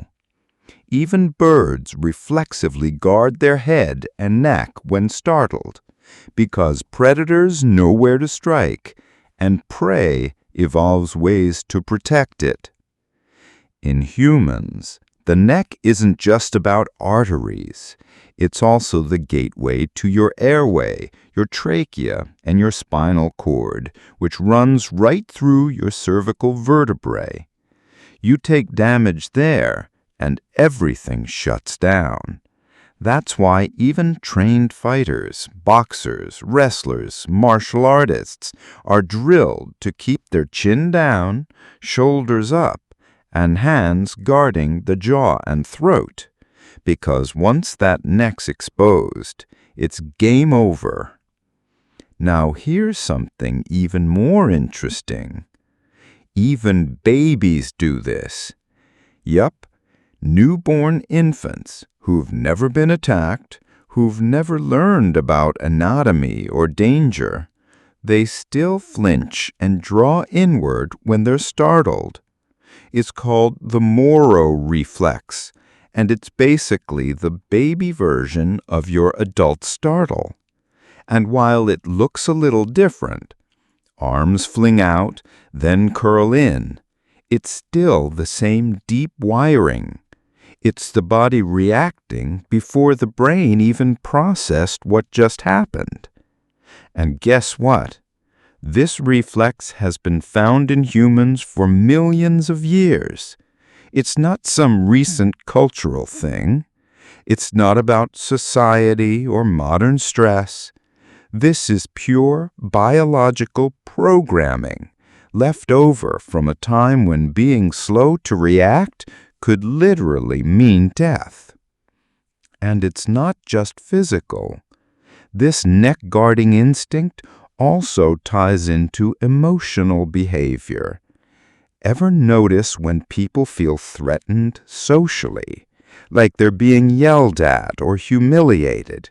They'll also shrink, fold their arms, hunch down, protect the neck. It's the same mechanism. Your body doesn't know the difference between a tiger attack and a screaming boss. It just senses danger and throws up the defenses. And on the flip side, when you're relaxed, open, confident, you do the opposite. Neck exposed, head high, shoulders relaxed, no guarding, no fear. It's subtle, but it's powerful. And once you notice it, you'll see it everywhere. So, next time you get startled and instinctively hunch or grab at your neck, don't feel silly. You're not being dramatic. You're not overreacting. You're carrying the instincts of thousands of generations of survivors, the ones who flinched fast, who shielded their throat, who made it through close calls. You're not just reacting. You're reenacting a primal script written into your DNA. Your body remembers things you've never experienced, and when it senses even the possibility of danger, it steps in to protect your most vital systems. No thinking, no delay, just cover the neck, because somewhere deep inside, your nervous system still believes it's better to look ridiculous than end up a saber-toothed snack. Jumping when hearing your name suddenly. All right, picture this. You're lost in thought, scrolling on your phone, maybe half listening to a podcast. Then someone from across the room goes, "Hey," or worse, they say your name. Jilsha. Boom. Your whole body jolts. You snap out of your trance like you've been electrocuted. You weren't even doing anything wrong. So why the sudden guilt jolt? Why does hearing your name out of nowhere feel like being called into the principal's office even when you're 30 years old and just vibing in your kitchen? Let's talk about that weird little jump reaction. Because believe it or not, that moment, Your brain hitting the emergency brakes when it hears your name comes from something very ancient. This isn't just a social reflex. It's not just about manners or childhood conditioning. It's an evolutionary survival mechanism, something deeply baked into our nervous system since long before smartphones or office meetings existed. Let's rewind the human timeline. Way back, way back, humans survived in small groups, tribes, families, hunting bands, maybe 20 to 50 people tops. And in those groups, communication was everything. You didn't have walkie-talkies, no text alerts, no, "Hey, I'll ping you when I see the tiger" system. So if someone in your group needed to get your attention fast because there was danger, or prey, or a warning, they used one very specific thing: your name, or rather, a vocal cue that referred to you, something instantly recognizable, something that when shouted would cut through everything, rain, noise, conversations, and make your brain lock in. That's why humans are hypersensitive to hearing their own names. It's one of the fastest ways to yank your attention out of anything, and not just attention, your full body focus. Because think about it. When someone calls your name suddenly, what happens? You don't just look, you stop what you're doing. Your heartbeat spikes, you might even flinch, tense up, or whip your head around like a meerkat on high alert. And all that happens before you even process who said it or why. It's automatic. It's weird. It's ancient. Your brain treats the sudden sound of your name like a priority one emergency. And that's on purpose. Back then, your name was more than just an identity. It was a lifeline. If someone called it, it usually meant danger. Come here now. Look behind you. Or sometimes, help me. And because reacting quickly could be the difference between survival and getting eaten by something furry with teeth, your body built a shortcut. Name equals immediate response. No thinking, no analyzing tone. Just instant alert mode. Even today, this still plays out. You could be in a deep sleep, but if someone whispers your name in the right tone, boom, you're awake. Your brain has a special pathway carved out just for that sound. There's even research that shows your brain responds differently to your name compared to other words. Even when you're unconscious or under anesthesia, there's a detectable flicker of recognition in your neural activity when your name is spoken. Why? Because your name is deeply connected to your sense of self. And that sense of self is a major player in survival. But here's where it gets even weirder. It's not just hearing your name that triggers this response. It's hearing it suddenly, out of nowhere, especially when you're not expecting it. That's when your body jumps. That little adrenaline surge, that's your fight or flight system waking up, just in case. Because your nervous system doesn't know if this is a friend saying hi, or someone warning you about a falling rock, or a bear sneaking up behind you. It just hears you being summoned, and it prepares for anything. And this might explain why some people feel a little uncomfortable when their name is called in public spaces, especially by strangers. It's jarring. It skips all the polite warm-up phases of human interaction. It goes straight for your primal alarm system.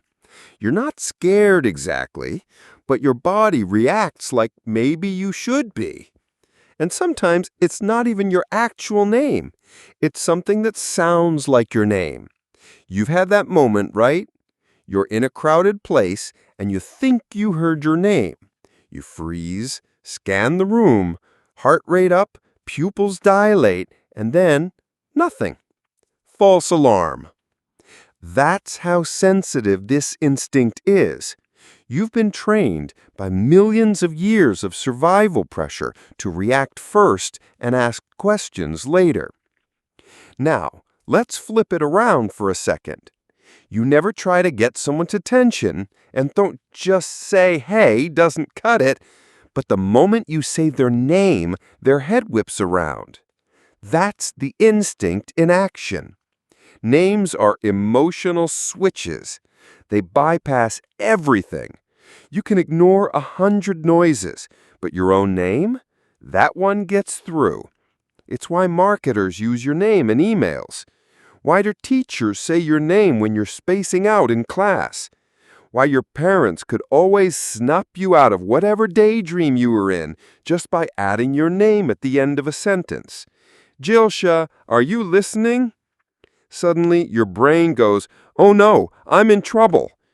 Even if you're not. Because again, it's not about danger. It's about immediacy. Names demand response. They carry weight. So the next time you jump a little when someone says your name out of nowhere, don't feel weird about it. That jolt, that's your brain flipping on the I might need to survive right now switch. It's ancient, it's efficient, and honestly, it means your instincts are working just fine. Even if you're just standing in the kitchen, holding a bag of chips, wondering why your roommate just scared the life out of you. Feeling exposed in open spaces. Have you ever stood in the middle of a giant, empty parking lot at night? No cars, no buildings, no trees, just you and space. And suddenly, out of nowhere, this weird feeling creeps in, like you're being watched. Not by someone specific, just something. You feel strangely naked, like there's nothing between you and whatever might be out there. Your skin tightens a little, your pace picks up. You might even start scanning for the closest structure, a wall, a tree, anything to put your back against. Why does that happen? Why do we get nervous in wide-open places, even when there's no obvious danger around? That little jolt of unease is actually an ancient instinct kicking in. It's your body's way of whispering, hey, maybe being out here in the open isn't a great idea. Let's rewind thousands of years. Back when humans lived in the wild, wide-open spaces weren't relaxing. They were terrifying. Because in nature, being exposed meant being vulnerable. If you were standing in an open field, you weren't just enjoying the breeze. You were announcing to every predator within eyeshot, hey, lunch is over here. No trees, no buildings, no caves, just me and my soft, delicious limbs. Predators like big cats, wolves, or even rival humans could see you from far away. And guess what? You had nowhere to hide. So early humans developed this internal alarm system, a kind of internal radar that goes off when you're too visible for too long. And it didn't just stop at visibility. It was also about options. If something attacked, could you run? Could you duck behind something? Could you blend in to your surroundings? If the answer was no, your brain would signal discomfort. Not pain, not panic, just enough unease to make you want to move towards shelter. Now fast forward to modern life. You're not living on the savannah anymore. You're not being stalked by a panther. But your brain doesn't know that. Your brain is still running ancient software. So when you walk through an open field, or stand in a huge empty hall, or find yourself in the middle of an open rooftop alone, you get that twinge. That subconscious voice that says, I'd feel better with a wall behind me. And it's not just about being outside. You've probably noticed this in public spaces, too. Ever walk into a room full of people and feel super awkward when you're the only one standing in the middle? You instinctively drift toward the edge of the room, right? You might find a corner, lean against a wall, sit at the edge of a group, not dead center. That's your brain looking for cover, looking for boundaries. It's trying to regain a sense of safety, even though there's no lion hiding behind the coffee table. Interestingly, this is also why people prefer window seats in restaurants, or booths, or the seat with your back to the wall. It feels safer. You're not being watched from behind. You can see what's coming. You're not on display. And this craving for cover isn't just emotional. It's biological. Our ancestors who stayed near shelter, they lived longer. They avoided attacks. They had a split second more time to react when something dangerous appeared. Those who loitered out in the open with zero cover, well, let's just say their genetic line didn't carry on quite as often.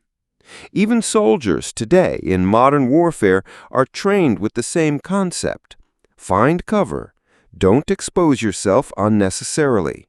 Move from shadow to shadow. Because exposure equals risk. And even though we don't face saber-toothed tigers anymore, that instinct to not stand in the wide open has never gone away. It's also why some people find vast, empty landscapes unnerving, like a flat desert or an open tundra. There's no place to hide, no clear boundary between you and, well, anything. That tension in your chest, that's your nervous system saying, you know what would be nice right now? A cave. On the flip side, this also explains why certain environments feel instantly comfortable. Think of a cozy room with soft lighting, a low ceiling, a nook you can tuck yourself into. These things tap directly into our craving for safety, shelter, and less exposure. Interior designers even know this trick. Ever notice how cafes or libraries often have cozy corners and partially enclosed spaces? That's not just for aesthetics. It's because people are drawn to places that feel safe. And when something makes us feel exposed, big empty airports, open gyms, echoing warehouses, most of us get this vague sense of unease, even if we can't explain it. So yeah, that weird discomfort you feel in the middle of a giant field, it's not in your head. It's in your bloodline. Your ancient ancestors passed that discomfort down to you, not as a weakness, but as a survival trait. They wanted you to stay close to the trees, to hug the cliffs, to move like the smart animals do, low, alert, and never too far from a hiding place. And that's still in you.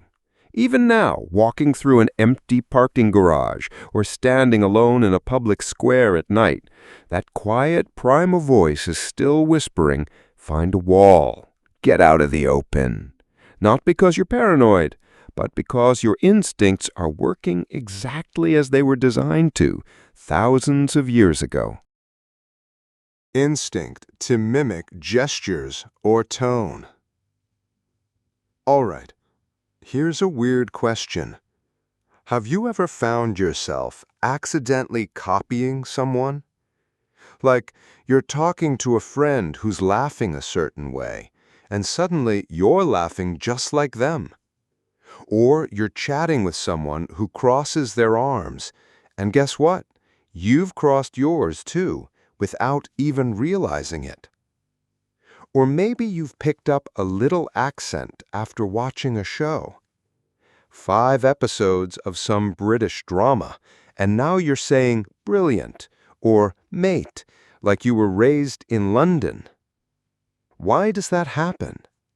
Why do we unconsciously copy people around us? How they talk, how they move, even how they sit. Let's get this out of the way first. No, you're not a people pleaser. You're not trying too hard to fit in. You're just human.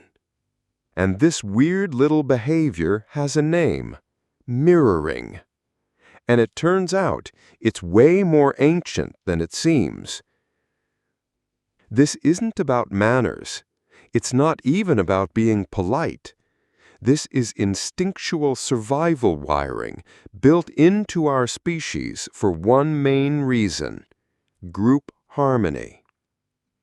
Let's rewind to the good old days, thousands of years ago, when life was simple: find food, avoid danger, stay with the group. Back then, humans didn't survive by being strong on their own. We survived by being part of the tribe. And if your tribe didn't like you, well, let's just say getting kicked out wasn't a slap on the wrist. It was practically a death sentence. So what did early humans do to make sure they belonged? They matched the vibe, literally.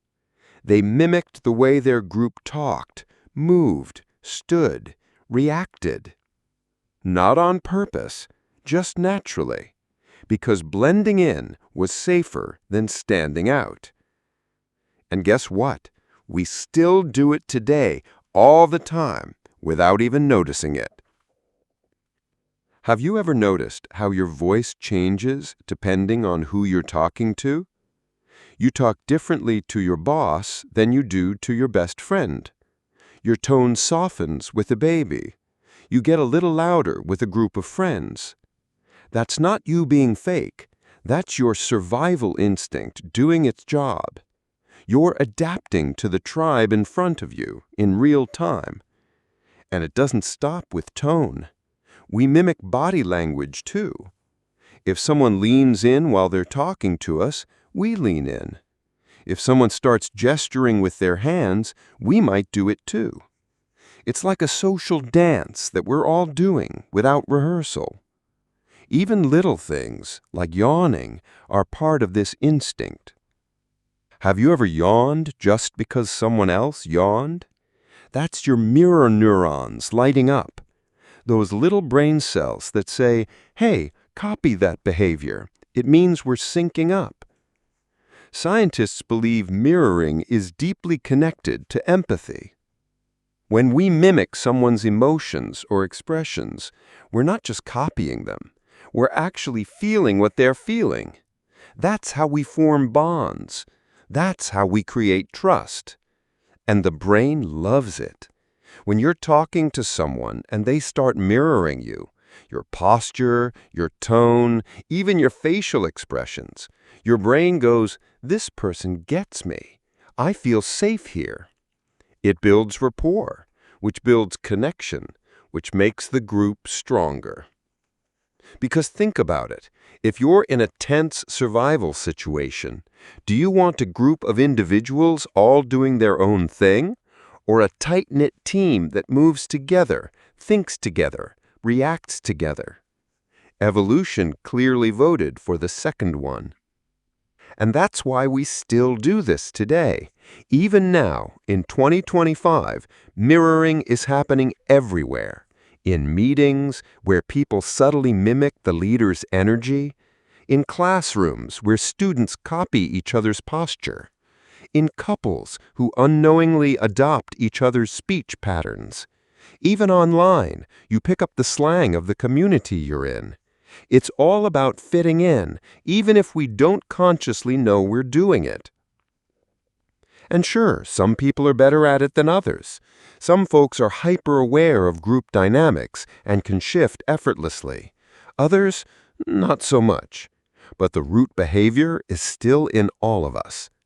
Sometimes it's awkward, like when you find yourself mimicking someone too obviously and immediately realize it. You might panic a little, like, oh no, they're going to think I'm copying them. But the truth is, they probably like it. We tend to feel more comfortable around people who match our rhythm. It feels natural, familiar, tribal. And it's not manipulation. It's not performance. It's just Survival. Social survival. Because long ago, the people who were good at this, who could mirror others, fit in smoothly, and build rapport, had better odds. They had allies. They had support. They weren't left behind. So that instinct got passed down, through generations, through DNA, right into you. Now here you are, matching a coworker's tone in a meeting, laughing like your best friend, or picking up a roommate's favorite phrase, all without thinking about it. And that's not a weakness. It's ancient, efficient, and brilliantly human. Mirroring helped your ancestors stay connected, and it's still doing that for you today. Even in a world where you don't have to worry about getting eaten by a wild animal, you're just trying to survive the group chat. And whether you realize it or not, your instincts are still working overtime to keep you part of the tribe. Even if that means unconsciously sitting the same way your friend does. Sudden chills or goosebumps when scared. Making oneself appear larger. Okay, tell me if this has ever happened to you. You're watching a horror movie. It's that moment right before the monster jumps out. It's quiet. Too quiet. And suddenly, bam! Something lunges at the screen. Your heart races, your breath catches. And what happens next? Your skin erupts in little bumps, goosebumps.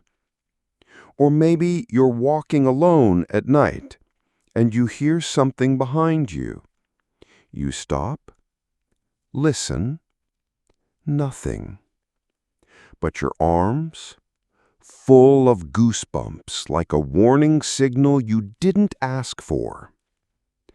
Or this one's classic. You hear a song that hits you right in the feels. A chord change, a lyric, a sudden memory, and boom, goosebumps. It's weird, right? It's just skin. It's not supposed to react to feelings like that. So why does it? Why does our body randomly decide to bristle like a cat when we're afraid or emotional? To answer that, we've got to go way, way back. Back before music, before movies, before jackets. Back when humans were, well, fuzzy. That's right. We had a lot more body hair than we do now. Not quite full-on gorilla mode, but definitely not as smooth-skinned as we are today. And back then, body hair wasn't just decoration. It served a purpose. When we were cold, our hair would stand up to trap air close to the skin, like natural insulation. And when we were scared, that hair would stand on end to make us look bigger, puffed up, more threatening. Kind of like how cats do it. Ever see a cat arch its back and fluff up when it's startled? It's not trying to look cute. It's trying to say, "Back off, I'm huge and dangerous." Same with porcupines. Same with dogs when their hackles rise. We had a version of that too. When danger struck, maybe it was a predator in the trees or an unfamiliar sound in the dark, our nervous system kicked into high gear. Adrenaline flooded our system. And those tiny muscles at the base of each hair follicle, they contracted. Result? Hair stood up. We looked bigger. We were ready to fight or run. Now, fast forward to the modern day. We've evolved a lot. Our body hair's not exactly intimidating anymore. But guess what stuck around? The reflex. Even though it no longer helps us look bigger, our body still goes, danger, okay, deploy goosebumps. It's like an old alarm system that's still wired into the house, even though you haven't used it in years. It kicks in automatically, and sometimes it gets triggered even when there's no actual threat. Sometimes it's just emotionally intense moments like fear, awe, nostalgia, or surprise. Because guess what? The brain doesn't always differentiate between physical threat and emotional impact. Strong emotion can feel as real as danger. So when your favorite song hits that perfect note, or when you get overwhelmed by a memory, your body goes, "Whoa, something big is happening," and goosebumps follow. The same goes for inspirational speeches, or reunions, or even beautiful sunsets. We get chills because somewhere, deep in our wiring, our brain interprets the intensity of that moment as something that deserves a full-body reaction. It's kind of amazing, really, that the same physical reflex we once used to scare off predators now kicks in when we hear Adele hit a high note. Talk about evolution doing its thing. And here's the wild part. This reflex is unconscious. You don't choose to get goosebumps. They just happen. You might feel them rolling up your arms, crawling down your spine, or tightening the skin on the back of your neck. Sometimes it's just a split second. Other times it lingers, like your skin is trying to feel something your brain can't put into words. And if you've ever gotten chills in a completely safe, cozy place, like under a blanket while watching a movie, you might wonder, what's the point now? Why does my body still bother? Simple. Your nervous system doesn't know that you're not in danger. It's not smart like your thinking brain. It's fast, automatic, primal. It's just trying to do its job. And that job? Protecting you, alerting you, preparing you. Even if that preparation is totally unnecessary in modern life. Like when your friend tells a creepy story and your arms erupt in goosebumps. Even though you're indoors, surrounded by snacks, and the scariest thing around is their weird lighting choice. Or when you're on stage giving a presentation and suddenly feel a chill crawl across your chest. That's not because it's cold. It's because your body just hits fight or flight mode, even though there's no lion in the room. Goosebumps today are more like phantom armor. They're leftovers from a version of you that used to need them. And now, they've become part of the human emotional toolkit. A signal that something just hit different. A punctuation mark at the end of a strong feeling. You can't control them. You can't fake them. They're one of the rare, honest reactions your body gives you straight from the ancient survival manual. So the next time you feel them, whether it's from fear, music, love, or awe, just smile a little, because that's your body saying, something important is happening here. Even if it's just your Spotify playlist finally shuffling to that one song you forgot you loved. Preference for sitting near walls in public. All right, let's play a quick game. Imagine you're walking into a busy cafe, or maybe a restaurant. It's loud, people are chatting, cups are clinking, chairs scraping the floor. You're looking for a seat. Now, be honest. Where do your eyes go? Do you head straight for the middle of the room, back to the crowd, surrounded on all sides? Or do you scan for a spot near the wall, maybe by a corner, preferably with your back against something? If you pick the wall, congratulations! You're like most people. And believe it or not, there is an ancient reason for that. See, we humans aren't just social creatures. We're also hyper-aware creatures. Especially in unfamiliar or semi-public spaces, our brains shift into a kind of low-level security mode. Not panic, not full paranoia, but just alert. And when that alertness kicks in, our body starts negotiating for the safest possible position.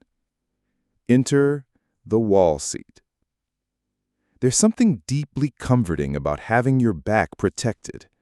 No movement behind you. No surprises. No risk of being snuck up on. It's not about anxiety. It's about design. Your nervous system is still wired for environments where being caught off guard could mean danger. Let's rewind a bit. Picture our ancestors, small tribes, nomadic groups, constantly moving through unfamiliar terrain.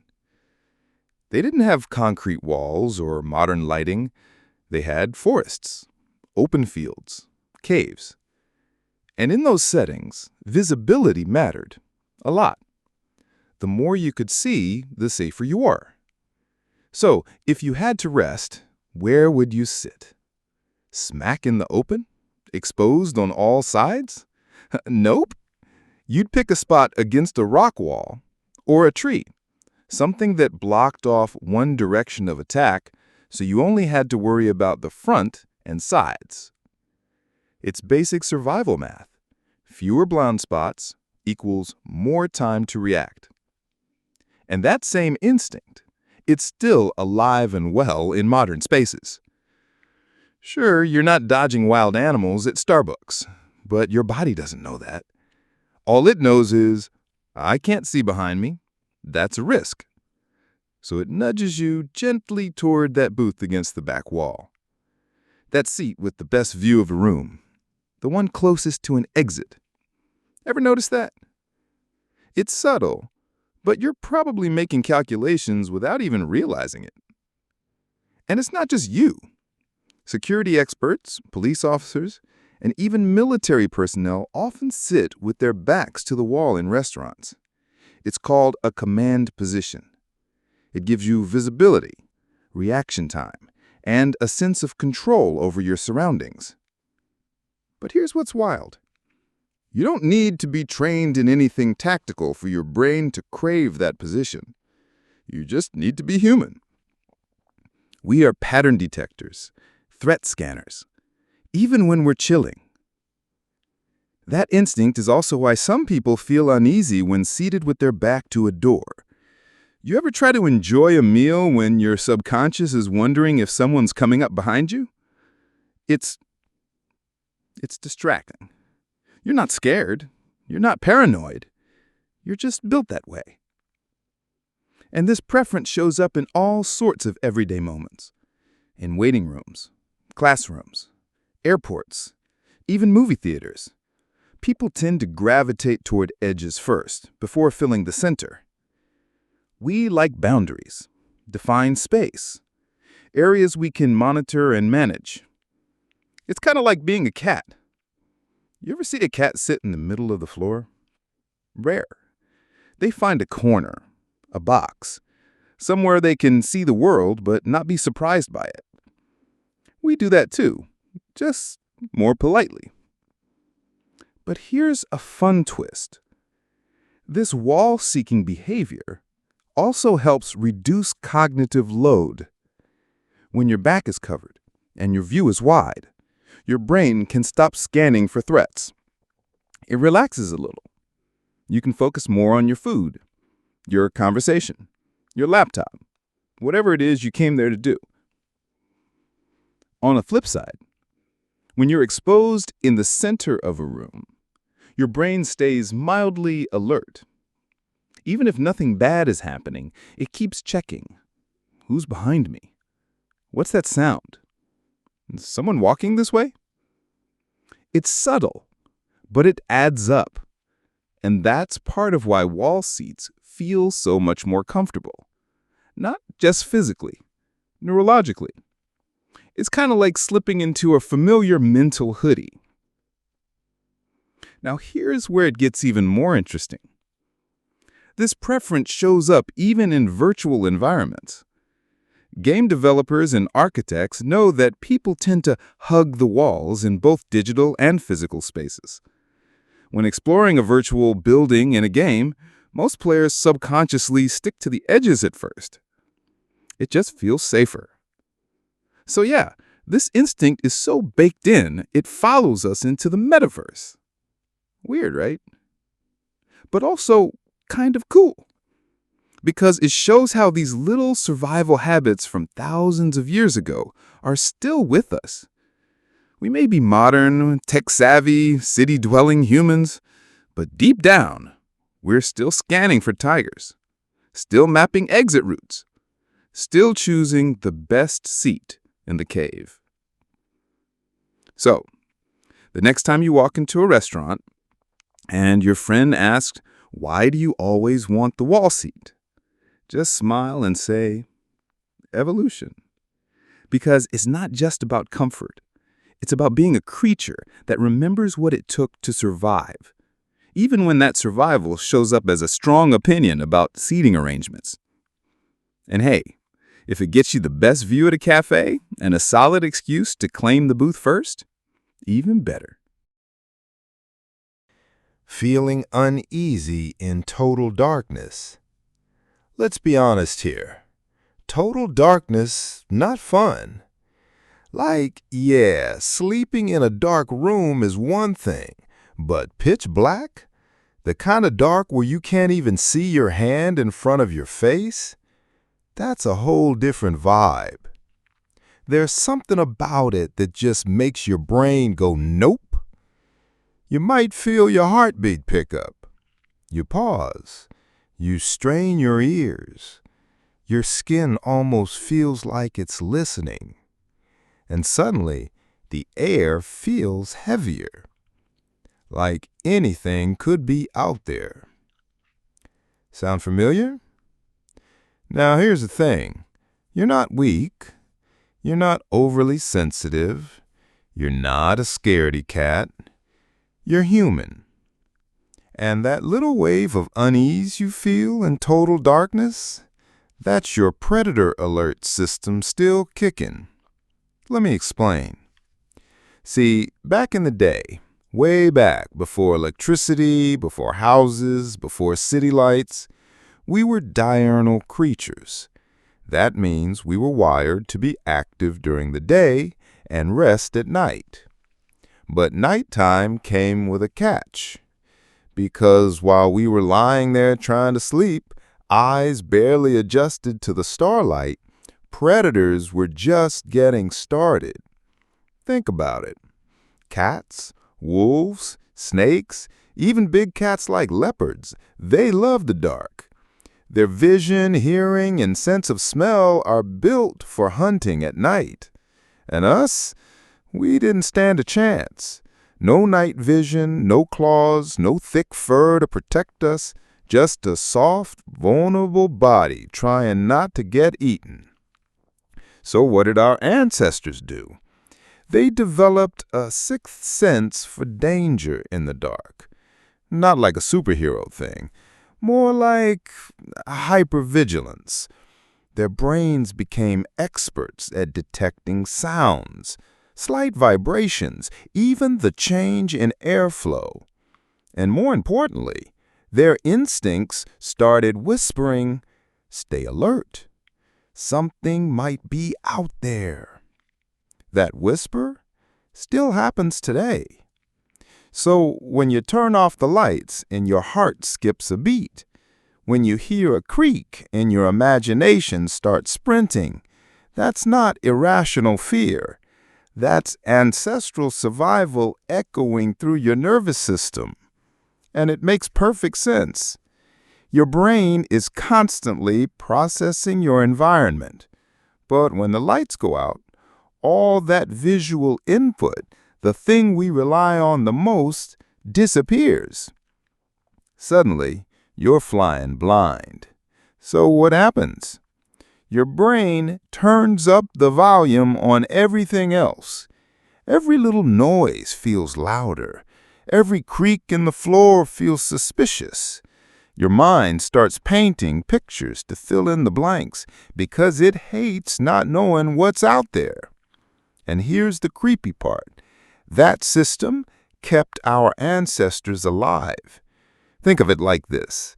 Let's say you're in a jungle thousands of years ago. It's nighttime. Your tribe is sleeping. Suddenly you hear rustling in the bushes. Now, if you ignore it, thinking, it's probably nothing, and it was a predator, you're toast. But if you panic, stay awake, and keep your guard up, even if it's just a squirrel, you survive.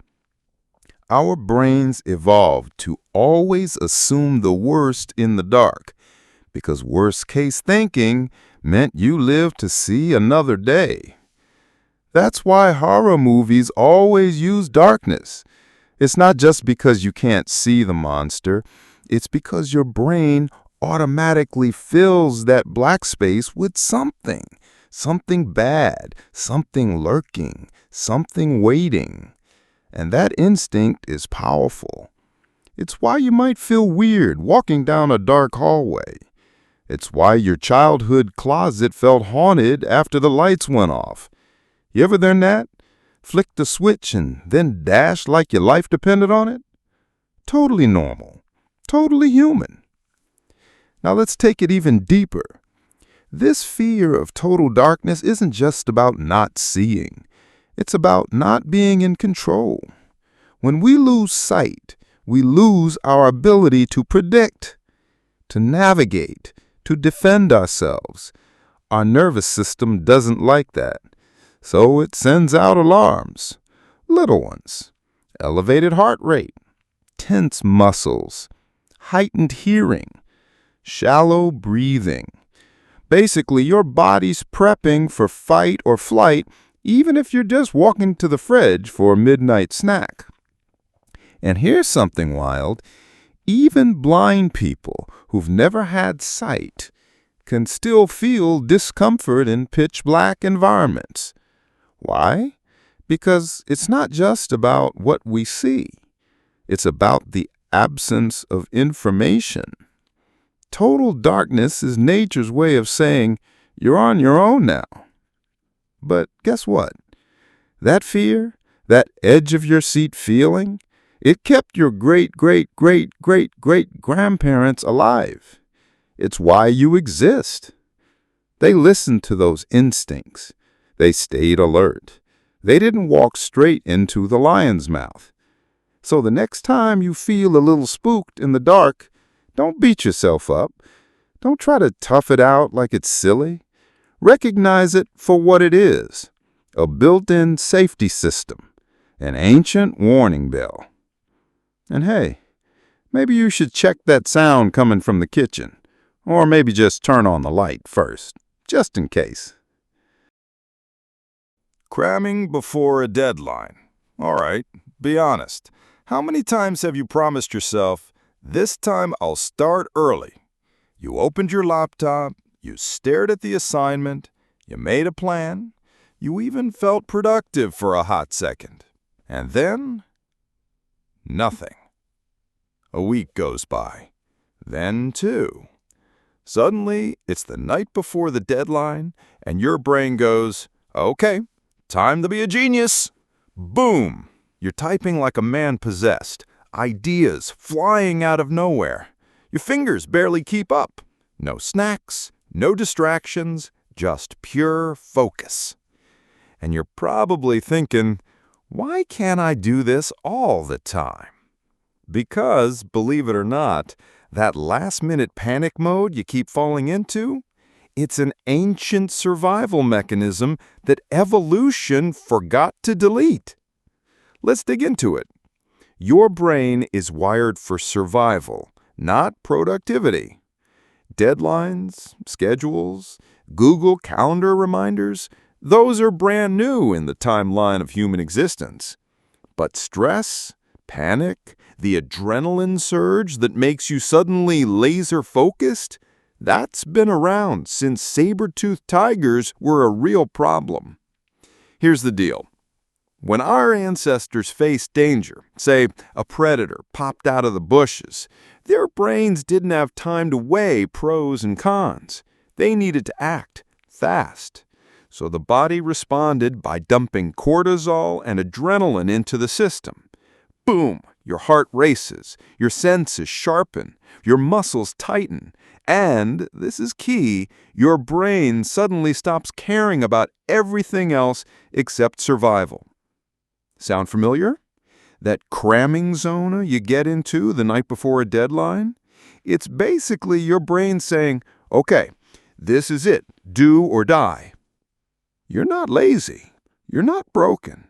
You're just working on prehistoric software that still thinks panic equals performance. Back in the day, this was useful. Let's say you were tracking an animal for food and suddenly realized you wandered too far from your tribe. You feel that rising sense of dread, that I need to act now moment? You don't overthink, you just move. That surge of focus, that tunnel vision, same stuff that kicks in when you're writing a 3,000-word paper at 2 a.m. with one-eyed twitching. It's not efficient, but it's effective. Because in evolutionary terms, acting under pressure kept you alive. Now, here's where it gets tricky. Your modern life is full of artificial threats. Not wolves or cliffs or wildfires, but emails, deadlines, exams, presentations. And guess what? Your brain doesn't care that those aren't actual life or death situations. Stress is stress. So when that deadline looms, your ancient instincts kick in. Danger ahead. You've procrastinated. If you don't act now, you'll be socially shamed, fired, or fail. Cue the emergency mode. You might notice your appetite vanishes. You forget to blink. You type like your life depends on it. Your brain is tapping into every last reserve. You're not just writing, you're surviving. But here's the funny part. It works. Not always gracefully, but that pressure helps you push through tasks you couldn't start 2 weeks ago. So, is cramming bad? From a long-term health perspective? Yeah, chronic stress isn't great. But from an evolutionary perspective, cramming is what we've always done in a crisis. You're leaning on a built-in biological mode called acute stress response. It's designed to temporarily make you superhuman. Sharper memory, faster reflexes, laser-sharp focus. That's your inner caveman pulling an all-nighter. Now, here's something weird. A lot of people actually need this stress kick to unlock their full potential. It's not that they don't care. It's that their brains don't prioritize the task until the threat becomes real. And yeah, the threat might just be a missed deadline. But to your nervous system, it feels just like the threat of starving, getting exiled, or being eaten by something with fangs. So what do we do with this? First, don't beat yourself up for cramming. You're not defective. You're just running instincts that were never meant for Google Docs. But also, understand that this panic response is meant to be temporary. It's not built for daily life. Your ancestors used it to run from danger. You're using it to finish that pitch deck. Same system, different stakes. Too much reliance on this system, it burns you out. It trains your brain to procrastinate on purpose just to trigger the panic mode boost. Ever notice how you sometimes wait on purpose just to feel that rush? Yeah, that's the addiction to the panic high. And it works until it doesn't, because panic-induced focus can't solve everything. It's great in short bursts, terrible over time. But hey, next time you're 4 coffees deep, typing furiously at 1 a.m., wondering why you're suddenly a productivity god, just know you've activated a survival system that predates civilization. It's messy, it's intense, and it's 100% human. So go ahead and finish that report. And maybe, just maybe, next time you'll start a little earlier. Or not. You're human, after all. Holding breath under stress. Ever catch yourself in a tense moment and suddenly realize you're not breathing? Like your shoulders are tight, your jaw's clenched, and then, boom, one big inhale like you just surfaced from underwater. It's weird, right? You weren't running. You weren't holding your nose. You were just stressed, and your body just stopped breathing for a second. Why do we do that?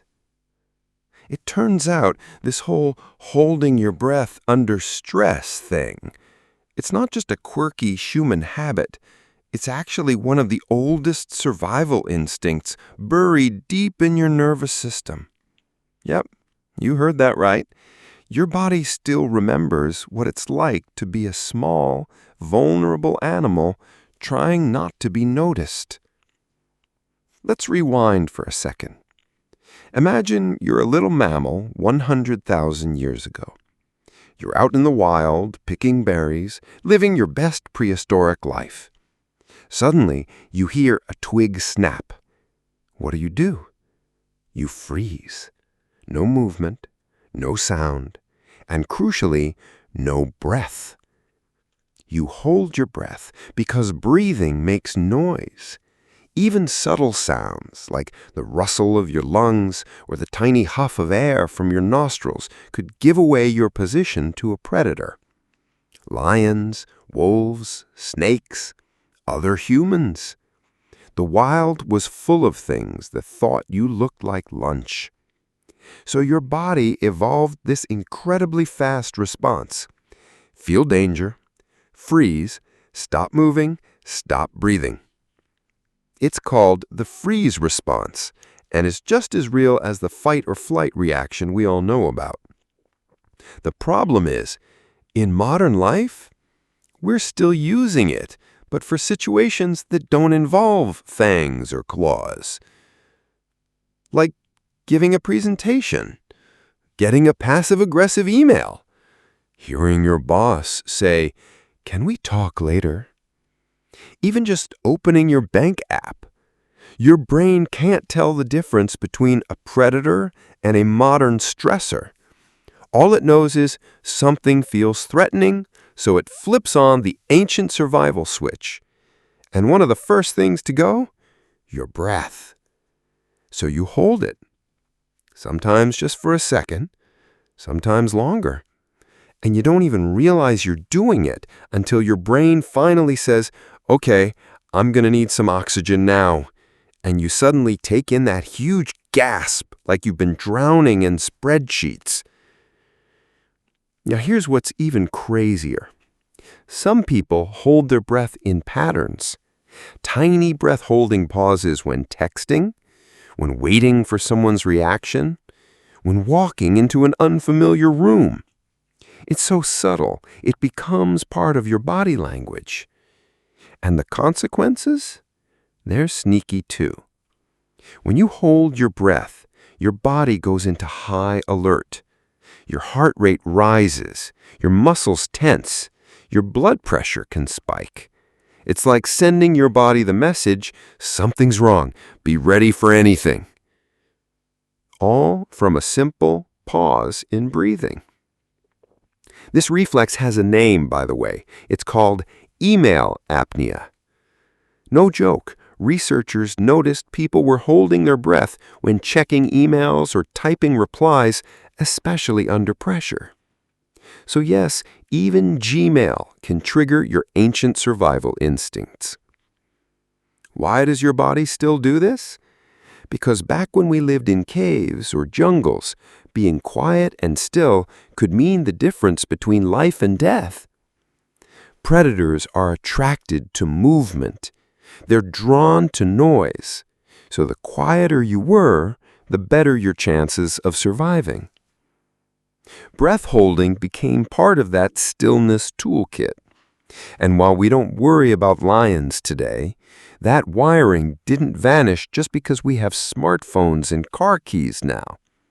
Your nervous system is like a vintage operating system. It can run Instagram, sure, but under pressure, it still defaults to caveman mode. Now, some people try to fight this reflex, like, okay, I'm stressed, I'll just breathe deeply. But here's the thing. You usually only remember to breathe after your body's already locked up, because breath holding is unconscious. You don't choose it, it just happens. It's a signal that your body thinks it's in a dangerous, uncertain, or high-stakes situation. The good news? Once you notice it, you can actually use it to your advantage. See, if breath holding tells your body danger, then controlled, slow breathing tells your body safe. That's why breathing techniques are used in everything from meditation to military training. It's not woo-woo, it's nervous system management. You're literally telling your ancient brain, hey, we're okay, you can turn off the alarms now. And it listens. That's the wild part. Your breath is one of the few things you can control manually that affects your nervous system in real time. But before you even get to that stage, it helps to just be aware. Next time you're stressed, try asking yourself, am I breathing? Seriously, check in. You might be surprised how often the answer is, nope. And when you do catch it, take a slow inhale, then a longer exhale. Reset the system.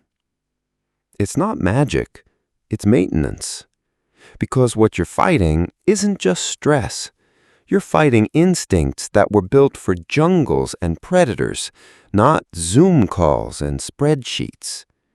So if you ever feel frozen in the middle of a tense moment, if your brain goes foggy, if your whole body feels tight, you're not broken, you're not weak. You're just an ancient creature trying to survive in a modern world. And your breath, that's the bridge between the two. Blushing when embarrassed. Okay, be honest.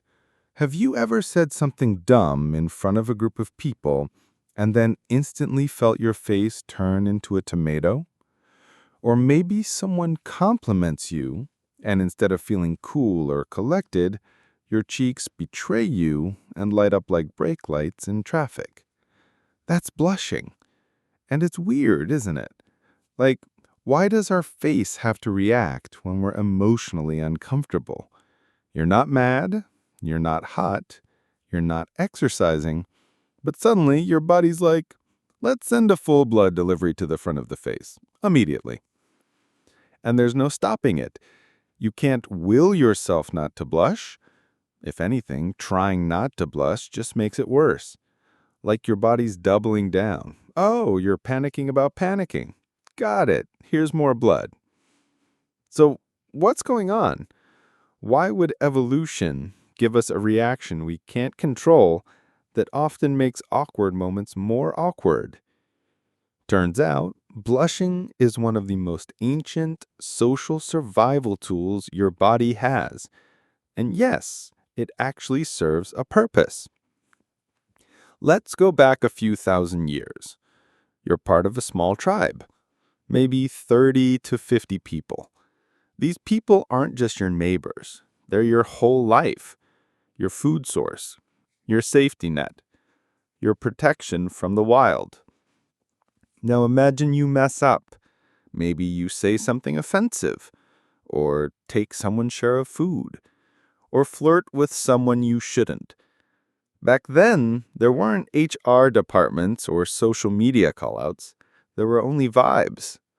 And those vibes could turn very hostile if the group decided you were a threat to harmony. You couldn't just walk away and start over in a new city. If the group didn't trust you, you were done. You could be kicked out, banished, left alone in the wild with no fire, no food, no backup. That's a death sentence. So what did our bodies do? They developed a reflex, a physical, automatic, visible sign that said, "Hey, I messed up. I know it. I feel dead. Please don't kill me." And that's what blushing is. It's an apology without words, a built-in honest signal that you recognize your mistake and want to stay part of the group. Think about it. You can't fake a blush, and you can't hide one either. That's why it works. People trust signals that are out of your control. If someone's face turns red after doing something dumb or awkward, we don't assume they're a threat.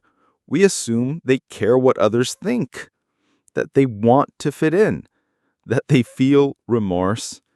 It's like your nervous system is waving a little white flag on your face. And science backs it up. When you're embarrassed, your body activates the sympathetic nervous system. That's the same system that triggers your fight or flight mode. Blood vessels in your face dilate. Blood rushes in. Boom! Red cheeks, red ears, red nose. But here's the twist. Embarrassment is a social emotion. You don't blush when you trip and fall alone. You blush when someone sees you trip. You don't turn red because you feel dumb. You turn red because someone might think you're dumb. It's all about the social gaze. Even if no one says anything, if you think someone's watching or judging, your body reacts like, danger, social standing is under threat. And boom, cheeks on fire. Now, blushing doesn't just happen during embarrassment. It can also strike when you're being complimented, or flirting, or suddenly the center of attention. Why? Because those situations all involve social evaluation. Your brain goes, "Oh no, people are looking at me and forming opinions." Even positive attention can trigger that same ancient survival alarm. And your face just can't keep cool about it. It's kind of ironic, actually.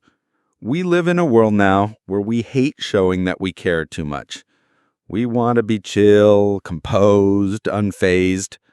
But our biology's like, nope, better light up your face like a warning beacon. And here's the kicker. We blush more around people we want to impress. Crushes, bosses, new social groups. Why? Because your brain sees rejection in those moments as extra dangerous. Back in the tribe days, rejection from the group meant vulnerability. Rejection from a potential mate, that meant less chance of reproducing. So yeah, your body doesn't care if it's just a Zoom meeting or a first date.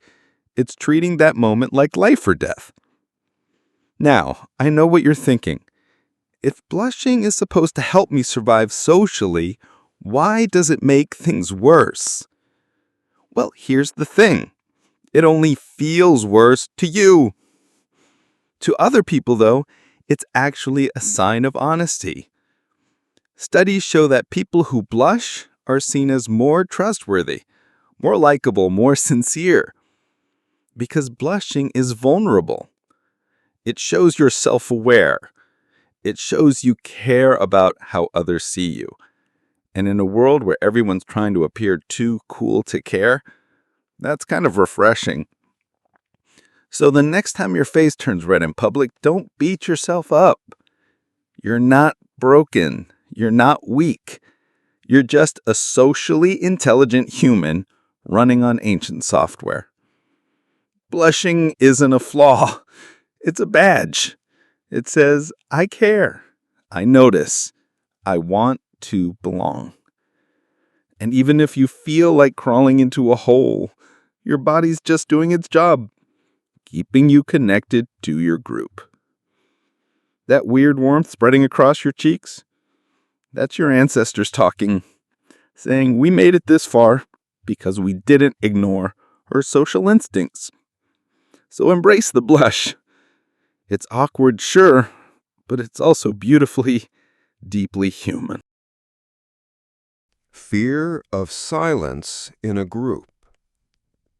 Okay, quick scenario. You're hanging out with a group of people, maybe at lunch, a team meeting, a family dinner, wherever. Everyone's chatting, laughing, tossing words back and forth, and then, out of nowhere, silence. A weird, awkward pause. Nobody says anything. No one's chewing. No one's moving.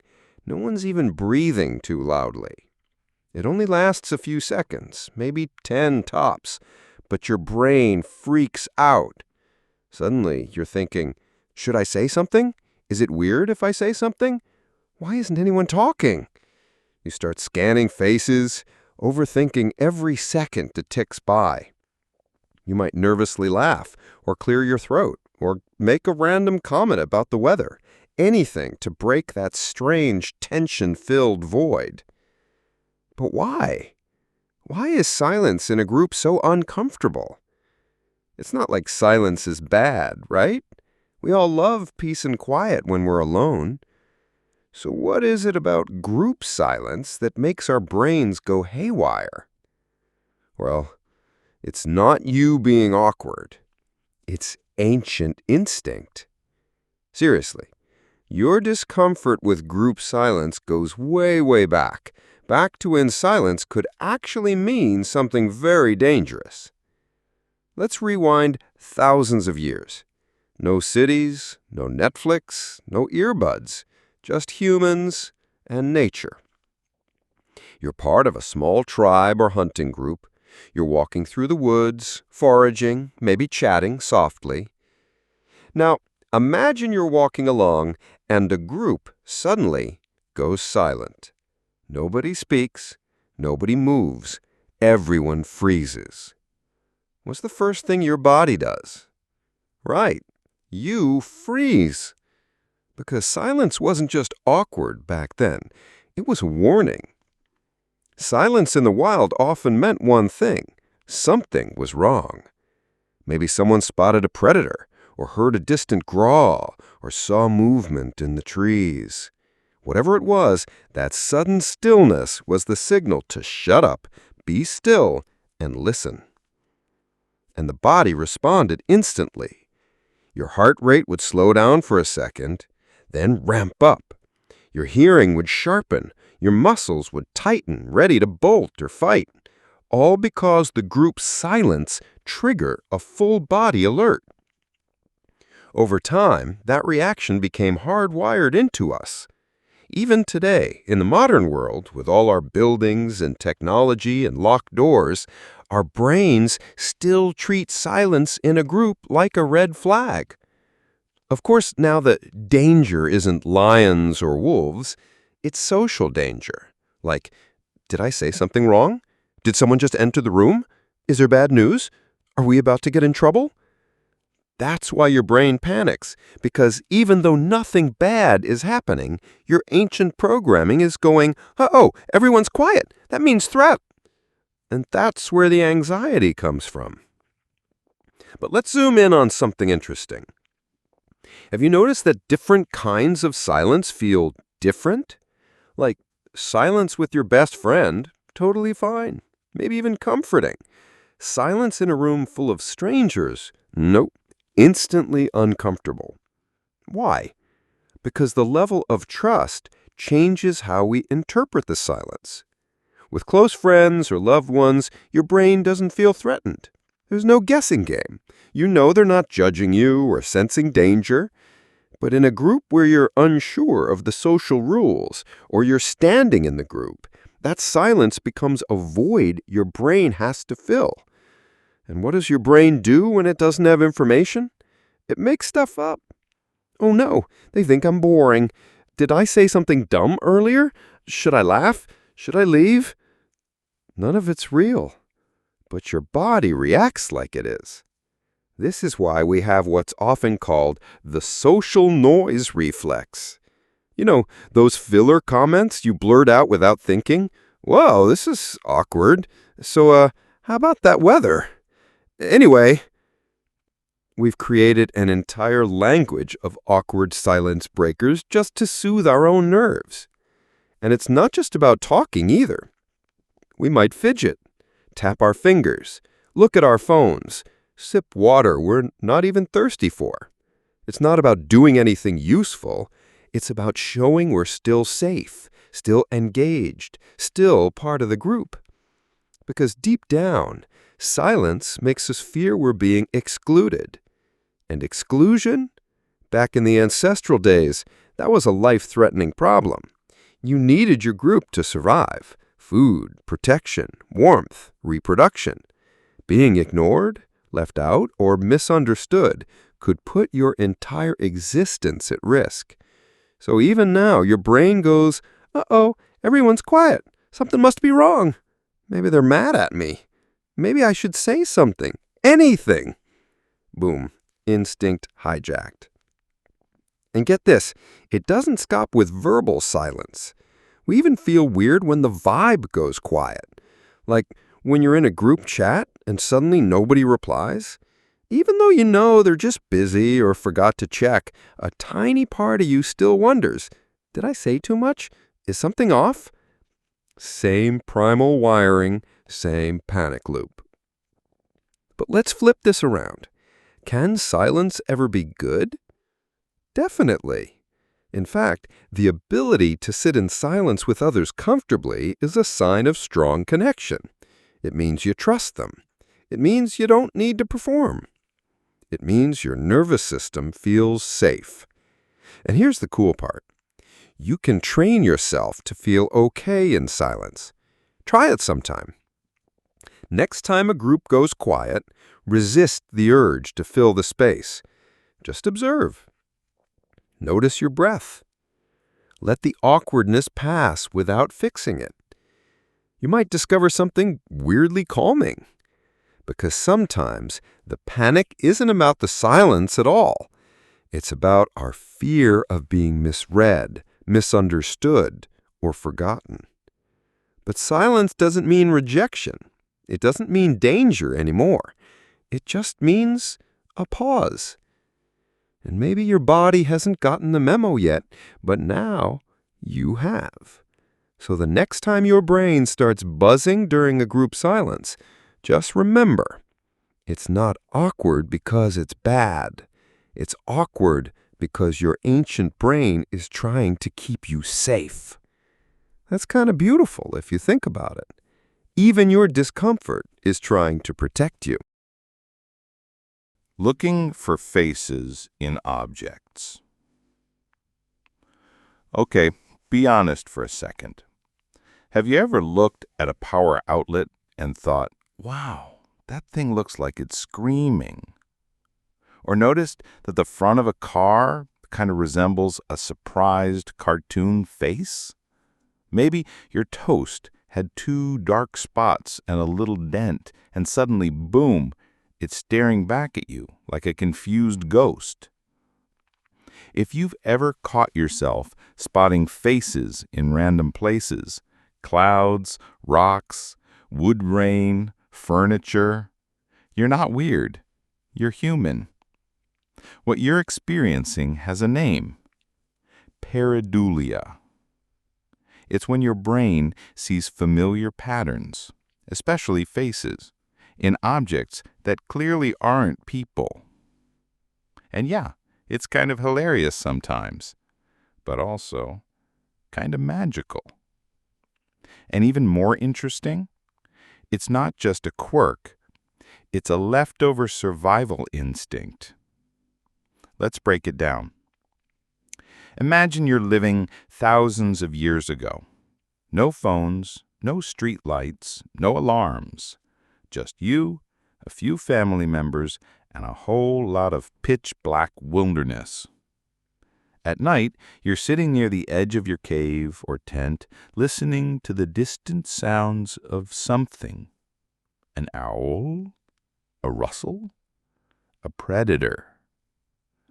Then, in the bushes, you see two tiny dark spots.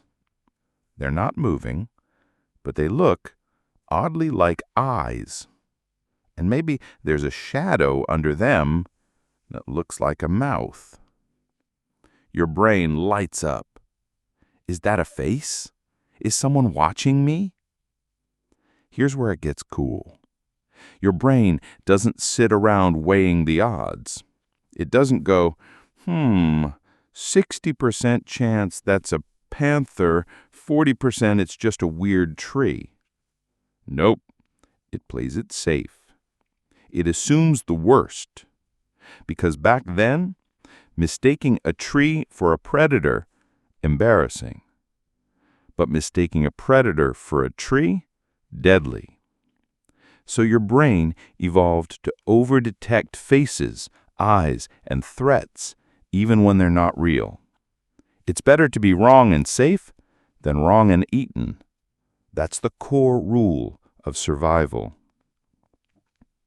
Fast forward to now. You're no longer living in a cave, but your brain hasn't gotten the update. It's still scanning for eyes, still searching for human-like patterns in everything. That's why you see a face in your bathroom tiles, or in the headlights of a car, or in the weird way your jacket folds on the chair at night and looks suspiciously like someone sitting there. It's not random. It's ancient software, still running in the background. But it goes deeper than just survival.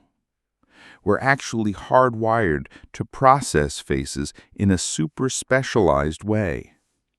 There's a region in your brain called the fusiform face area. Its whole job, recognizing faces, not just noticing them, but identifying subtle emotions, intentions, familiarity. It kicks in faster than almost any other visual recognition system you've got. So even a hint of a face, 2 dots and a curve, is enough to wake that part up. Your brain goes, that might be a face. Just in case, let's analyze it. And this instinct kicks in super early. Babies, as young as a few hours old, already prefer face-like shapes over anything else.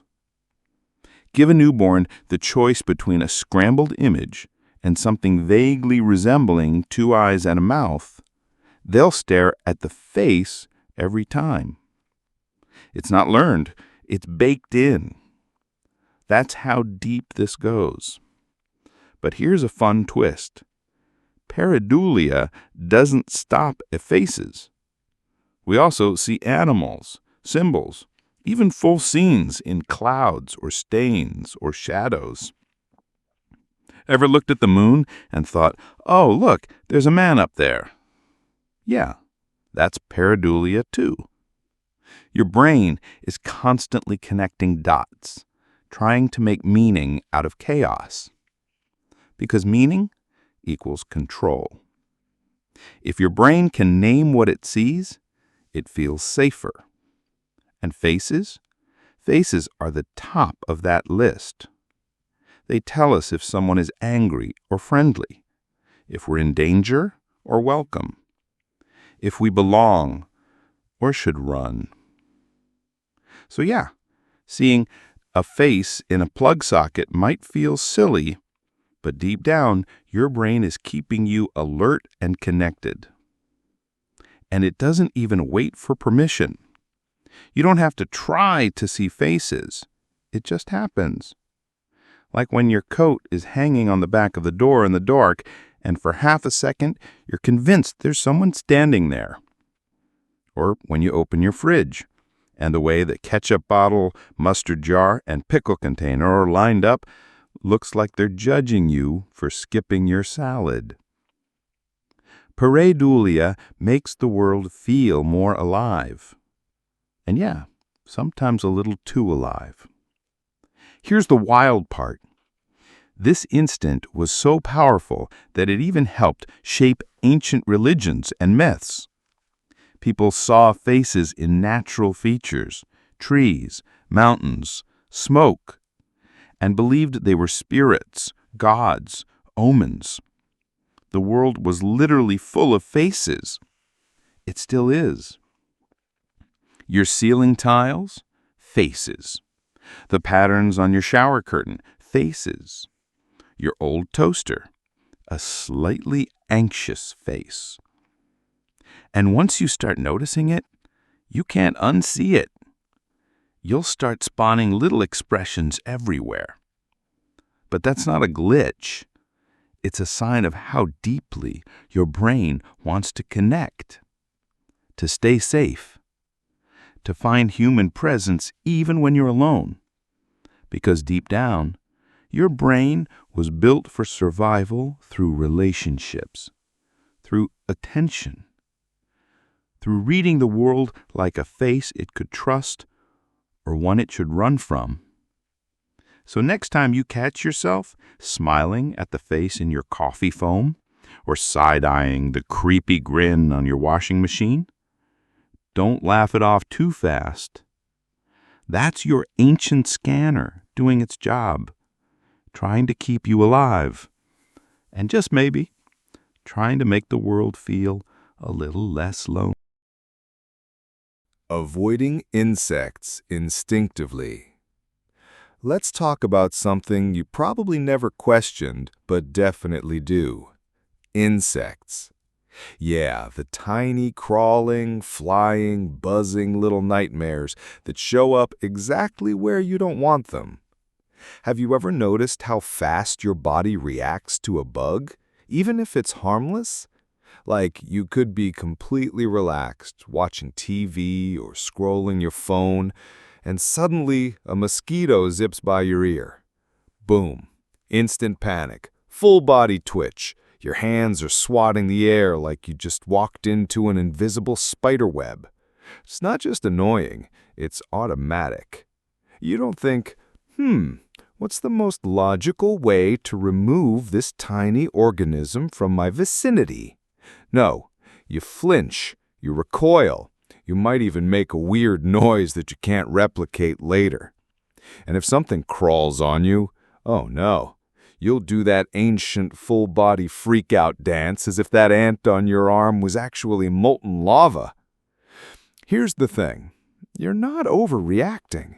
You're actually acting out a survival script that your ancestors used for thousands of years. Your brain is hardwired to treat insects not just as pests, but as potential carriers of death. Yeah, seriously. That's dramatic. Let's go back in time. Before vaccines, before antibiotics, before you could just Google rash on leg, itchy, weird. Way back when humans lived outdoors, in tribes, constantly exposed to nature, insects weren't just annoying, they were deadly. Mosquitoes? They carried malaria, yellow fever, dengue, diseases that could wipe out entire villages. Ticks? Lyme disease, typhus, even early forms of plague.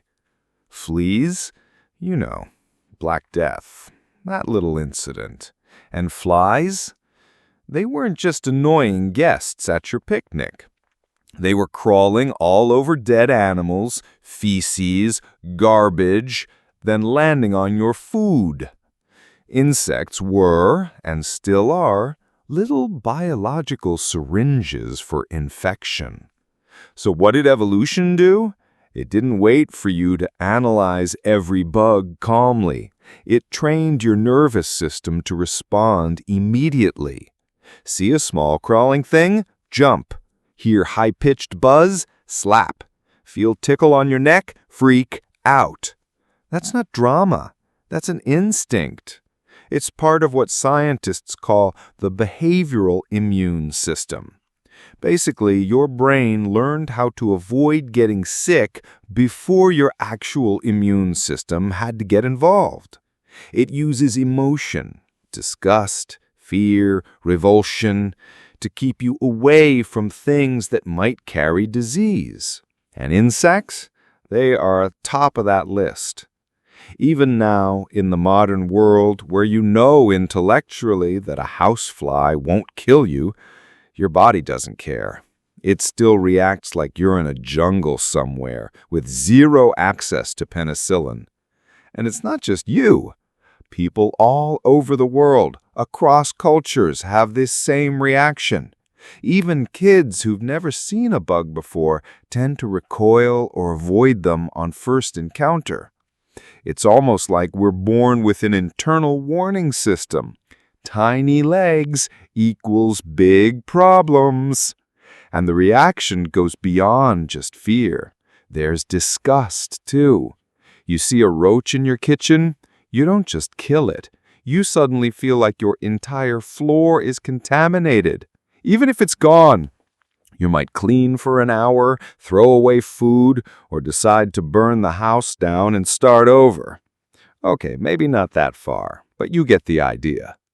That gut-churning response, it's not about cleanliness. It's about disease prevention. Disgust is your brain's way of screaming, "Do not put that near your body." Even visually, insects hit the danger buttons. All those legs, the skittering movement, the unpredictability, the way they just show up out of nowhere. Your brain isn't looking at that and thinking, "What a fascinating creature of nature." It's thinking, "That thing is wrong. Don't touch it, don't eat it, don't let it near your kids." Now, of course, not all bugs are dangerous. Plenty of them are harmless. Some are even helpful. Bees pollinate crops. Ladybugs eat aphids. Butterflies are basically flying works of art. But try telling that to your caveman brain. It's not here to appreciate biodiversity. It's here to make sure you don't die from a festering boil because you didn't swat that weird beetle off your leg. Even our language reflects this instinct. We say people bug us. We describe problems as pests. When something makes us uncomfortable, it creeps us out. All of this goes back to how deeply we associate insects with threat. And look, your body remembers that stuff, even if your modern life doesn't match your ancient risks. You're not in a forest full of malaria. You're in your air-conditioned living room, but a gnat flies by, and suddenly your body's like, DEFCON 1, sound the alarm, raise the adrenaline. You didn't choose that reaction. It chose you. Long ago. In a world that was way more dangerous than ours. So next time you see someone leap out of their chair because a spider appeared in the corner, don't laugh. They're just listening to an ancient survival instinct that says that thing might kill you in your sleep. And while that might be a bit extreme for a tiny house spider, your nervous system doesn't care. It's doing its job. And honestly, we probably wouldn't be here today if it hadn't. Reflex, to duck at overhead motion. Have you ever noticed how fast your body reacts when something suddenly moves above your head? Like someone tosses a ball and it whizzes by just a little too close to your face, and boom, your whole body jerks down.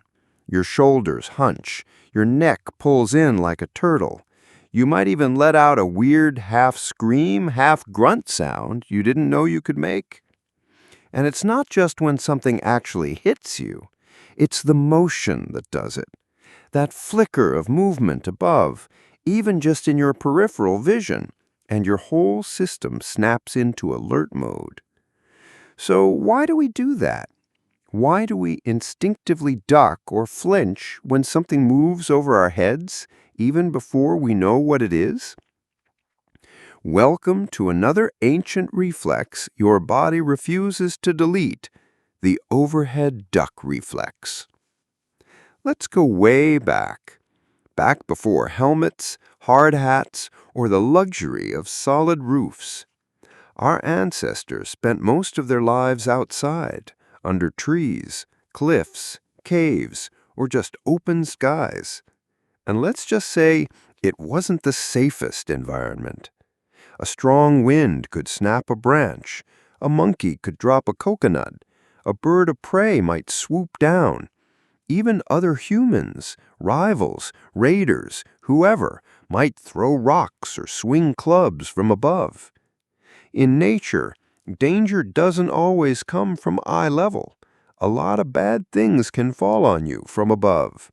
So over time, humans developed this fast, automatic, hardwired reflex. See movement above your head? Duck first. Ask questions later. That twitchy little move your body makes, that's millennia of survival training baked into your spinal cord. You don't need to analyze it. You don't need to figure out what the object is or where it's going. You just move. And here's the wild part. It's not something you had to learn. Even babies flinch when something passes over them. It's one of those built-in safety systems, like blinking or pulling your hand away from a hot stove. It's your nervous system saying, "Hey, something might crush your skull. Let's not wait around to find out." And think about how sensitive we are to movement above us compared to other directions. A ball rolling past your feet probably won't startle you. Someone brushing past your arm? Mildly annoying. But something moving quickly just over your head? Suddenly, it's like your whole body becomes one big flinch muscle. That's because your skull, your eyes, and especially your neck are vulnerable. And evolution really wanted to protect those. Necks, in particular, are fragile little columns holding up your entire brain.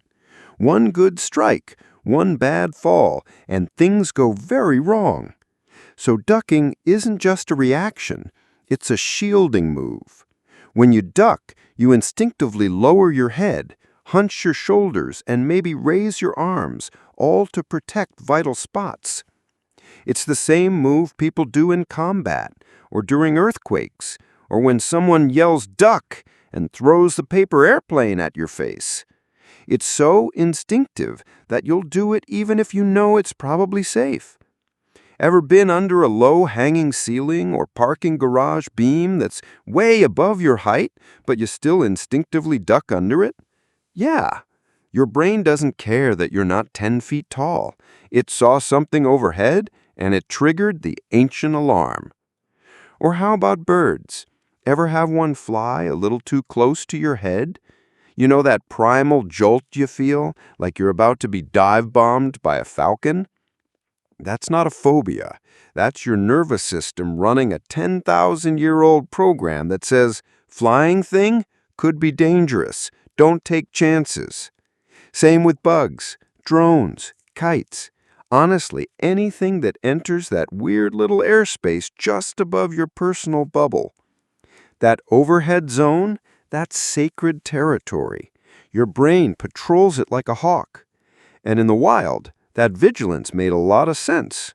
A sudden shadow above you could mean a predator. A falling fruit could knock you out. A cracked branch could signal danger, maybe even a tree collapsing or an animal charging down. So your ancestors who flinched, ducked, and got out of the way, they survived. The ones who didn't? Let's just say their DNA didn't make it very far. Now, you might be thinking, okay, but we don't live in forests anymore. Why do we still do this? Because evolution doesn't delete old instincts just because they're outdated. It's way more cautious than that. Your body is like, hey, we might not need this reflex every day, But on the off chance we do, it could save our life. And honestly, it kind of still does. Construction sites, ceiling fans, falling tools, sports games, heavy boxes on top shelves. All modern examples where that duck and cover move still comes in handy. And even in just social situations, it's better to duck at a harmless flying napkin than get hit in the face with a surprise water balloon. Because the cost of flinching, basically nothing, but the cost of not flinching could be a concussion or worse. Your body's decision tree is simple. Is there something overhead? Could it be dangerous? Duck anyway. Better safe than sorry. Even animals do this. Ever see a dog cower when something passes above them? Or a cat twitch at a sudden shadow? That flinch isn't a weakness. It's efficient. It's built-in risk management. And even though we're not swinging from trees anymore, your body still acts like you might be. What flinch do you do when a paper ball comes at your head during a meeting? It's the same motion your ancestors made when a coconut almost brained them in the jungle. Same move, same purpose, different times.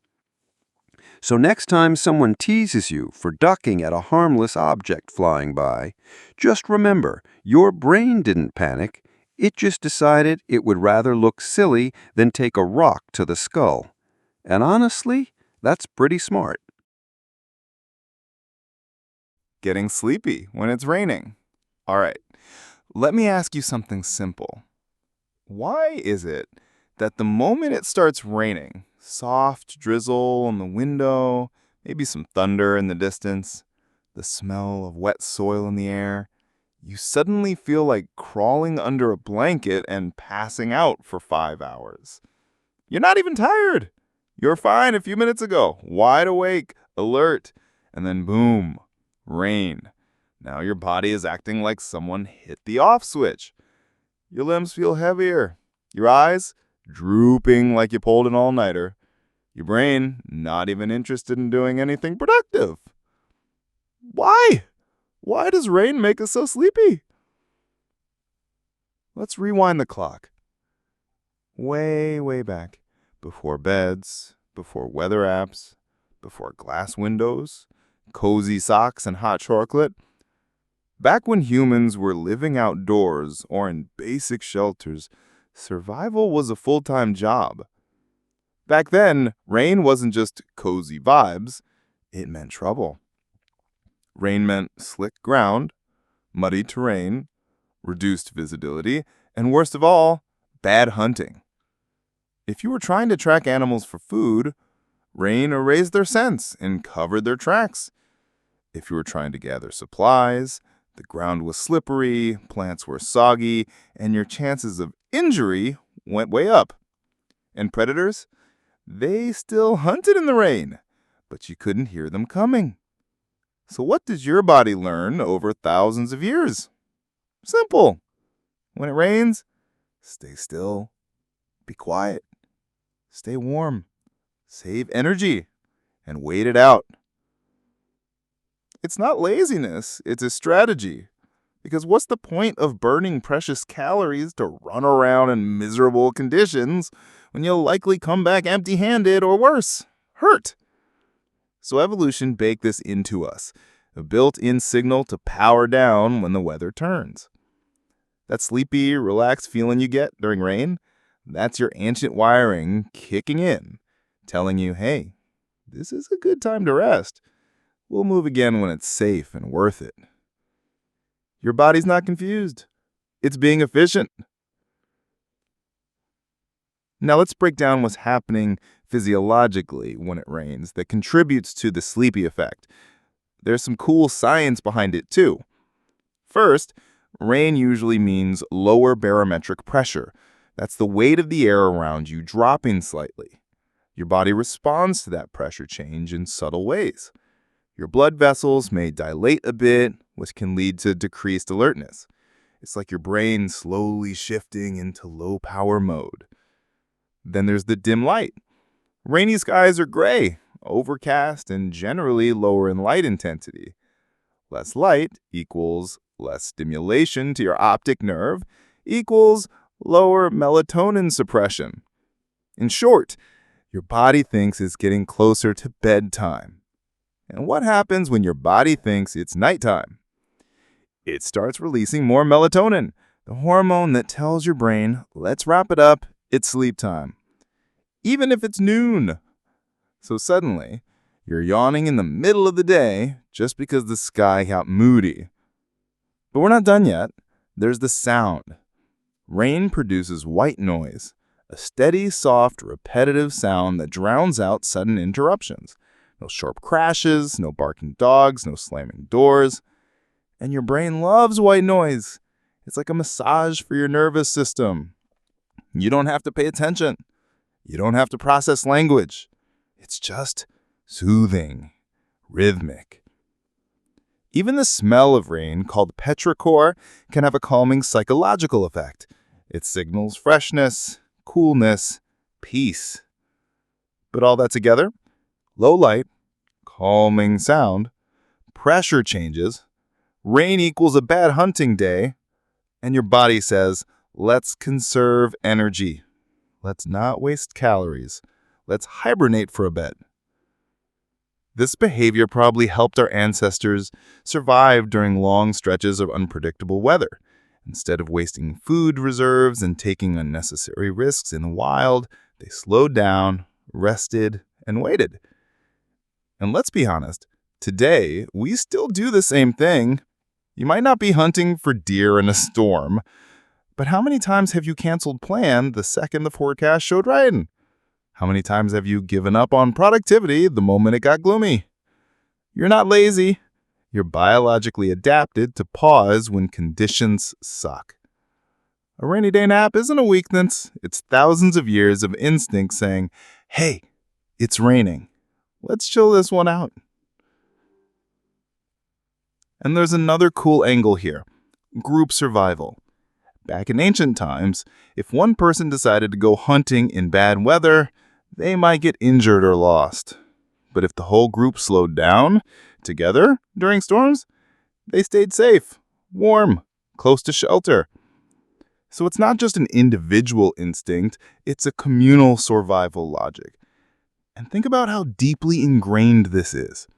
You could be inside a warm house, rain-proof, fully safe, and still your body responds like it's 40,000 BC.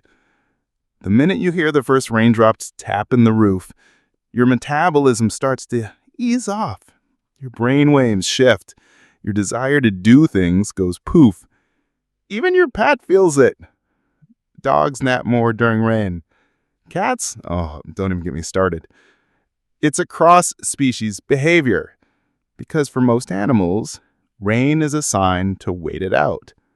It's not the time to run, hunt, or fight. It's time to conserve. And here's the funny part. We've built entire cultures around this instinct without realizing it. Rainy days are associated with reading, tea, naps, candles, warm food, and introspection. Almost every culture has some cozy rainy day tradition. None of us sat down and agreed to that. It just happened because the instinct was already there. So the next time you're yawning through a rainy afternoon and your productivity brand is yelling, "Why are you so tired? You got 8 hours of sleep." Just remind yourself, you are the descendant of people who survived by resting during storms. You don't owe the rain a fight. You're allowed to listen to that ancient little whisper inside that says, "It's gray outside. Let's nap this one out." Fear of open water. So, let's talk about something you probably don't bring up at parties. You're standing on a beach. Beautiful day. The water is calm. The waves are soft. You walk toward the ocean. Maybe you dip your toes in. Maybe you even get knee-deep. But then, something happens. You look out. Just out. At that endless stretch of open water. And suddenly, your chest tightens. Your brain starts racing. Your legs feel like they don't want to move forward anymore. And your thoughts? What's out there? What if I fall in? What if something pulls me down? Even if you're a good swimmer, even if there's no threat in sight, that fear, irrational or not, feels very, very real. But guess what? You're not alone. Fear of open water, also called thalassophobia, is incredibly common. Even people who grew up around oceans or lakes often feel that weird sense of dread when the water goes dark and deep. And you know what's wild? It actually makes perfect sense. This fear isn't the flaw. It's not weakness. It's evolution. Let's go back, way back, long before boats, life vests, scuba gear, or GPS trackers. For ancient humans, water was both life and death. Sure, rivers gave us drinking water. Oceans gave us fish. But stepping into those waters, that was a gamble. We're land animals, always have been. And out there in the deep, we're out of our element. No footing, no shelter, no escape. Just cold, dark water that could hide predators, sharp rocks, deadly currents, or nothing at all. Just the infinite. And worst of all, we're not great swimmers by default. Unlike otters or fish or ducks, we didn't evolve to thrive in water. We had to learn to swim. So guess what that means? For most of our evolutionary history, falling into deep water meant you were probably going to die. That's it. End of the road. You drown, you disappear. No one finds your body. It was that dangerous. So your brain, smart little survival machine that it is, adapted. It started flagging large open bodies of water as dangerous zones, because if you stayed out, you lived. Simple. And even now, in the age of cruise ships and pool floaties, that instinct hasn't gone away. It's still in there, very deep. Right next to your fear of heights or your jump reflex when you hear a sudden sound. It's not about logic. It's about pattern recognition, because your body remembers deep water equals death risk. Now let's talk about the specific triggers that make open water feel especially creepy. Number 1, depth and darkness. When you can't see the bottom, your brain fills in the blacks. And what does it fill them with? Sharks, tentacles, holes, sea monsters, weird stuff from your imagination. Even if you know those things aren't there, your body doesn't care. Because unknown is the worst-case scenario, biologically speaking. Number 2, loss of control. Out on land, you can run, jump, climb. You have friction. You can brace yourself. In deep water, you're floating, kicking, struggling to stay up. Every movement takes more effort. Your balance is gone. Your sense of direction is iffy. You don't know how far you are from safety. And that helplessness, it's terrifying. Because when you lose control, your survival odds plummet. Number 3, isolation. When you're surrounded by open water, even if you're technically near a shore, it feels like you're alone in an infinite void. There's no tree to duck under, no wall to lean on, no cave to hide in. Just you and the vast unknown. And our ancestors hated being alone in dangerous spaces. Being isolated made you a perfect target for animals, for accidents, for starvation. So that lonely, open sensation you get while staring at a lake or ocean, that's your ancient brain going, we're exposed, we're vulnerable, we need to leave. Now here's the fascinating part.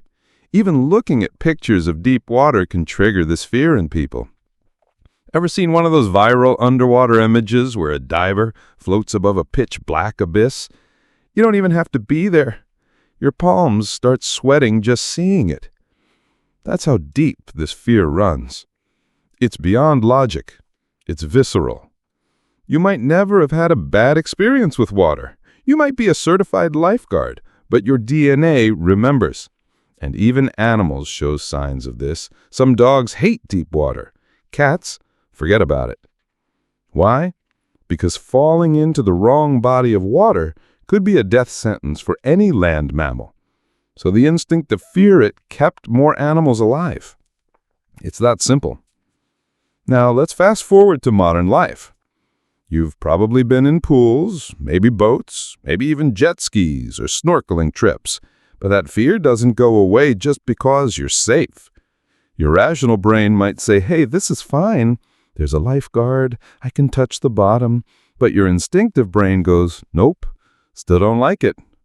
Because deep instincts are slow to update. They're not designed for luxury. They're designed for survival. And to your primal wiring, fluting over 200 feet of water with no land in sight is just as terrifying as it was 50,000 years ago. Even if you're on a paddleboard, even if you've got your floaties on it, even if you're just imagining it. So if you've ever wondered why lakes and oceans make you uneasy, why you feel that weird creeping anxiety when your foot brushes something underwater, or why you freeze up at the idea of being stranded in the middle of the sea, even in a dream, just remember that's not fear being irrational. That's fear doing its job. It's trying to keep you alive. Because long before we had beach vacations and pool parties, deep water was something to survive, not enjoy. Avoiding eye contact in confrontation. Have you ever noticed how awkward it gets when someone stares directly at you for a little too long? Like, not a casual glance, not friendly eye contact. I mean that locked-in, no blinking, intense kind of stare. It doesn't even have to be a stranger. Even someone you know can make things feel tense just by holding eye contact too long. And what's your first instinct? Look away. Suddenly, you're staring at the floor, or pretending to check your phone, or glancing around like you just remembered you left your oven on. Why do we do that? Why does breaking eye contact feel like the safest move when a situation gets heated? Well, it turns out that's not just social anxiety talking. That's your inner primate showing up. Because way before modern society, before TikTok and boardrooms and awkward subway rides, eye contact was serious business. Let's break it down. In the animal kingdom, especially with primates, our close cousins, staring is basically a challenge. You lock eyes with someone in the group of gorillas? That's not flirting. That's the beginning of a fight. Even in dogs and cats, holding a direct stare can be interpreted as aggressive. It's a way of saying, I see you, I'm not backing down, let's go. And in return, the instinctive response? Look away. Why? Because looking away sends the opposite message. I'm not here to fight. It's a submission cue, a way of saying, you win, no trouble here. This body language helped animals avoid fights, especially when the odds weren't in their favor. Because, let's face it, most fights in the wild are risky. Even if you win, you could still get injured. And injuries in the wild are basically death sentences. So instead of battling it out all the time, animals developed nonverbal signals to diffuse situations. Avoiding eye contact was one of the biggest ones. Now, fast forward to us, modern humans walking around with Starbucks and smartphones. We're not fighting for territory. Well, unless you're trying to find parking in a busy mall. But that wiring is still there. In a confrontation, whether it's your boss scolding you, a stranger getting in your face, or a tense argument with someone, you'll often instinctively break eye contact. It's like your brain is going, let's not escalate this, just back off. And what's wild is you might not even realize you're doing it. It's automatic, like blinking when something flies toward your face. And sure, culturally, we've layered other meanings onto eye contact. In some societies, eye contact means confidence. In others, it's considered rude. But the instinct underneath those layers is ancient. In a survival situation, staring down someone bigger, stronger, or angrier than you wasn't brave. It was stupid. So evolution trained us to avoid direct gazes when tension rises. Even children do this. A kid who's in trouble will often look down or away when being scolded. They're not just being disrespectful. Their little brains are already wired to avoid eye contact when confronted. It's a protective instinct. Now, here's the fun twist. This works both ways. Think about when you're angry. Someone challenges you. Maybe they won't look away. That increases your tension, right? Their refusal to break eye contact can feel like they're pushing back, like they're saying, "I'm not afraid of you." And your body reacts. Heart rate spikes, fists clench, jaw tightens. Because that's how confrontations escalate, through eye contact. It's a silent language we don't even know we're speaking. Want more proof? Look at police interrogations, or job interviews, or poker games. People are trained to either maintain or break eye contact strategically. Because even though we don't talk about it openly, our bodies still play by primal rules. And guess what? In some situations, avoiding eye contact saves you. In a sketchy encounter with a potentially violent person, refusing to lock eyes can de-escalate things. Your instinct to look down or sideways, it might make you look weak in a movie, but in real life, it can prevent things from blowing up. It says, "I'm not a threat. I don't want this." Even in animals, you'll see it. Two wolves sizing each other up. The weaker one lowers its gaze. And the fight? Avoided. Now, of course, humans have layered emotions on top of everything. So sometimes avoiding eye contact isn't about fear. It's about shame, or insecurity, or social discomfort. But guess where those come from? Still survival related. Because being rejected by your group, being shamed or embarrassed, used to mean being left out, isolated. And for our ancestors, isolation was just a slower kind of death. So avoiding confrontation, avoiding shame, avoiding judgment, all tied to one thing: stay in the group, stay alive. And eye contact plays a huge role in that. Now, there are some exceptions. Some people stare because they're afraid. It's called a freeze response, like a deer caught in headlights. Others might hold eye contact to show dominance, or because they were trained to. Think soldiers, actors, politicians.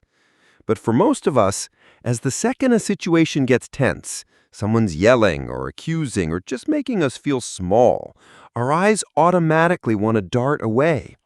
Not because we're cowards, but because we're wired to survive. You might not be in the jungle. You might not be facing down a rival alpha, but your nervous system still playing by ancient rules. And honestly, that's kind of beautiful, right? Even in our modern, overly verbal world, our bodies still remember what worked long before language. So the next time someone says, "Why won't you look at me when I'm talking to you?" just smile and say, "It's all right, my inner chimp took over." Yawning when others yawn? Group alertness mechanism. Okay, let's talk about one of the most contagious things on the planet. And no, it's not the flu or TikTok trends. It's yawning. Yeah, that simple little thing where your mouth opens wide, your eyes squint, you suck in air, and your whole face just stretches. But here's the weird part. When someone else yawns, even if you're not tired, your brain goes, "You know what? Me too." And suddenly, you're yawning. Doesn't matter if you're at work, in class, or watching a video. One yawn and it spreads like wildfire. Why? Like, seriously, why is that a thing? It's not like someone sneezes and your body's like, I should do that too. But yawns? Totally different story. Well, here's the theory, and it goes way, way back. Yawning isn't just about being tired or bored. That's the modern interpretation. But evolution had a different plan. Back in the day, and I mean way, way back, like tribal ancestors sitting around a fire back, humans survived in groups. You weren't out there just chilling by yourself. You were part of a tribe, a pack, a team. And staying alive meant that everyone in the group had to stay on the same page, especially when it came to things like alertness and rest. Enter the yawn. Yawning at its core is a physical reset. It wakes up your brain just a bit, stretches your face, increases blood flow, gives you a fresh gulp of oxygen. But more importantly, it's a signal. When someone yawns, they're unconsciously broadcasting, hey, I'm getting tired. Might be time to sleep soon, or wake up, or reset.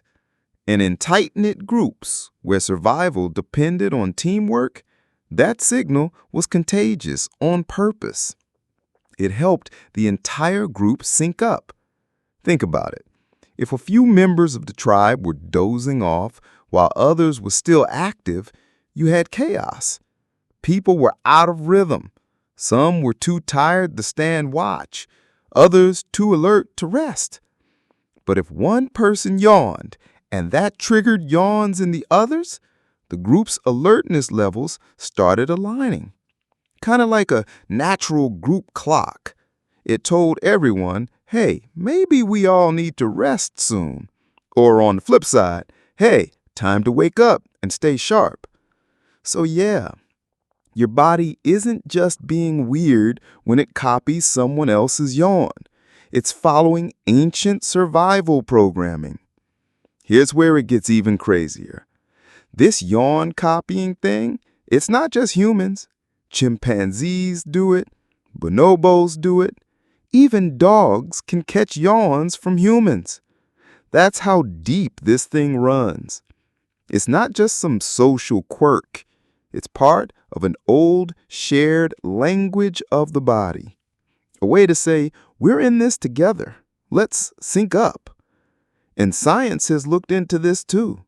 Turns out, we're more likely to catch a yawn from someone we're emotionally close to, like a friend, a family member, than from a stranger.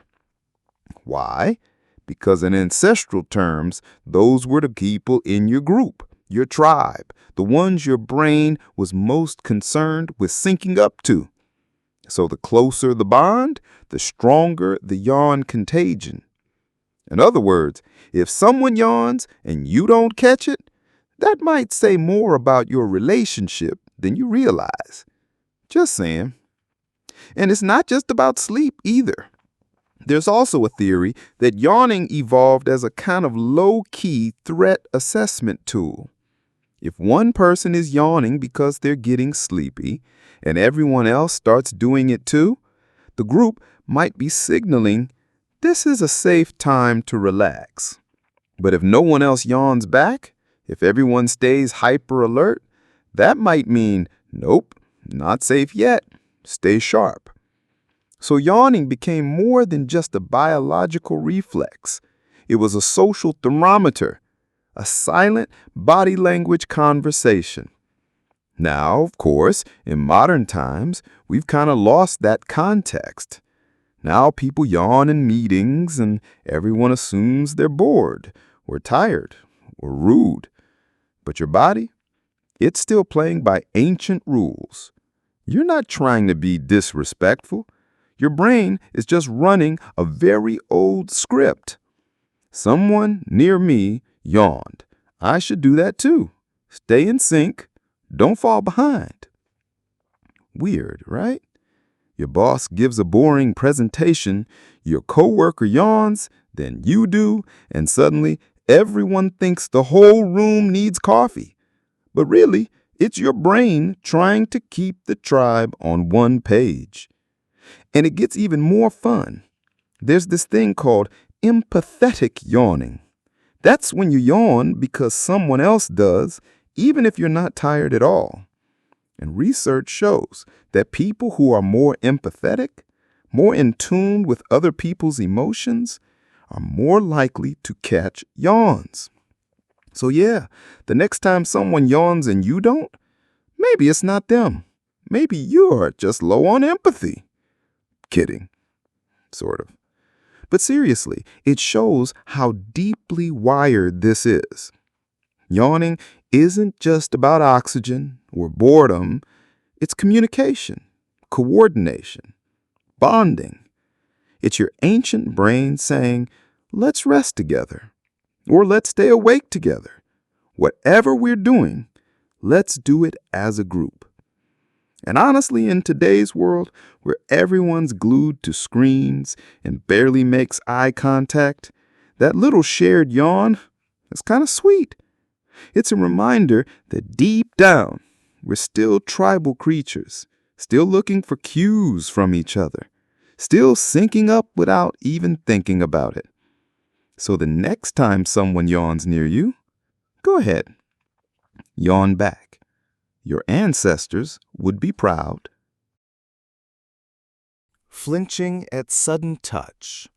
Rapid threat response. Okay, be honest. Have you ever been deep in your thoughts, maybe scrolling your phone or just zoned out, and then bam, someone taps your shoulder, and your whole body does that startled jerk, like your muscles suddenly remembered they're part of an action movie? Yeah, that flinch? That wasn't you being dramatic. That was ancient survival mode kicking in. You flinched because your brain thought, uh-oh, something just touched me, could be dangerous, better react now. We do this little instinctual twitch all the time. Sometimes it's just your friend trying to get your attention. Other times it's a gentle poke from behind. But your body doesn't wait to figure out if it's safe. Nope, your body just reacts automatically, like a loaded spring. This kind of reaction is what scientists call a startled reflex. And it's fast, ridiculously fast. Like your brain doesn't even fully process what's happening before your muscles are already halfway through the motion. Why? Because your ancestors didn't exactly have the luxury of pausing to analyze things. Imagine you're a human 50,000 years ago, hanging out in the woods, maybe enjoying some berries or taking a nap under a tree. And suddenly, something touches your leg. Is it a friend? A falling branch? A saber-toothed tiger? If you sit there wondering for more than half a second, you're a snack. So your body evolved a shortcut. If something touches you unexpectedly, move. React now. Ask questions later. This rapid response system is deeply hardwired in your nervous system. It's not a conscious decision. It's a reflex that evolved to protect you before you could even think. Your spine, your muscles, even your shoulders, they're all tuned to respond the moment something weird or sudden happens to your skin. And get this response is not just for humans. Animals do it too. Ever accidentally startled a cat? One tiny poke, and suddenly they are 5 feet in the air like someone lit a cracker under them. That's not because they're scaredy cats. Okay, maybe a little. It's because their nervous systems are trained to prioritize survival above all else. Same with horses, birds, even insects. The flinch is the body's way of saying, if this is danger, I'm not sticking around to find out. What's wild is that this instinct doesn't just activate when something touches you from behind. Even a soft tap on the arm can trigger it if you weren't expecting it. Your brain basically has two categories: expected input and unexpected input. And when it's the second one, all bets are off. Here's the real kicker. Sometimes we flinch even when we know who's there. Like your best friend reaches out to grab your shoulder from behind. Someone you trust, someone you just saw in your peripheral vision, and you still jerk away like you've been electrocuted. That's not about trust. That's about reflex. Because that part of your brain that controls the flinch is ancient.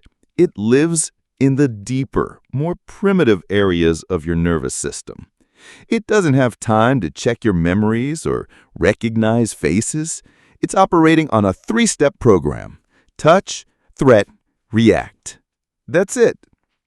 Now here's something you might not have noticed. Flinching happens in layers. Sometimes it's just your shoulders tightening up. Other times it's your whole torso twisting, your head ducking, maybe even your arms raising up like you're about to block a punch. That full body jerk? That's your brain activating the protective reflex suite. It's trying to shield your vital organs, your head, your chest, your neck. And it's all automatic. No input from you required. In fact, sometimes your conscious brain doesn't catch up until a second later, when you realize, oh, that was just my cousin messing around.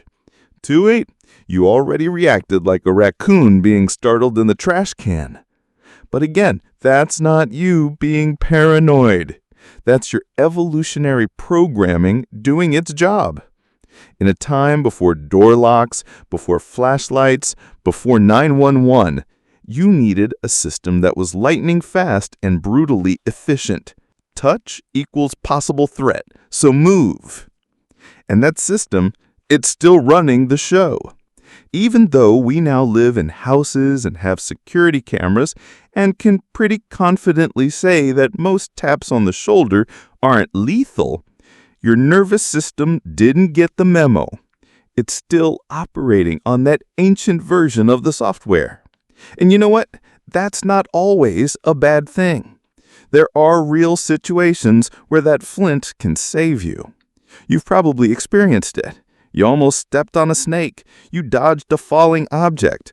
You felt a sharp tug on your shirt just before you were about to step off the curb.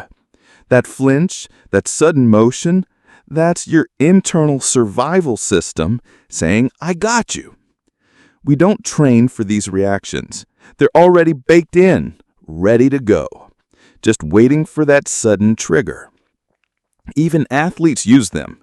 Boxers, martial artists, goalkeepers, they rely on lightning-fast reflexes that come straight from this ancient flinch response. It's like a secret superpower that most of us don't think about until it kicks in. And sure, maybe sometimes it makes you look a little silly, like when someone taps your back and you jump like you just touched an electric fence. But honestly, that's just proof that your ancient brain is still online, still looking out for you, still trying to keep you one step ahead of danger, even in the age of smartphones and Uber Eats. So next time you flinch when someone sneaks up on you, don't be embarrassed. Just smile and say, that's evolution, baby. Your ancestors would approve.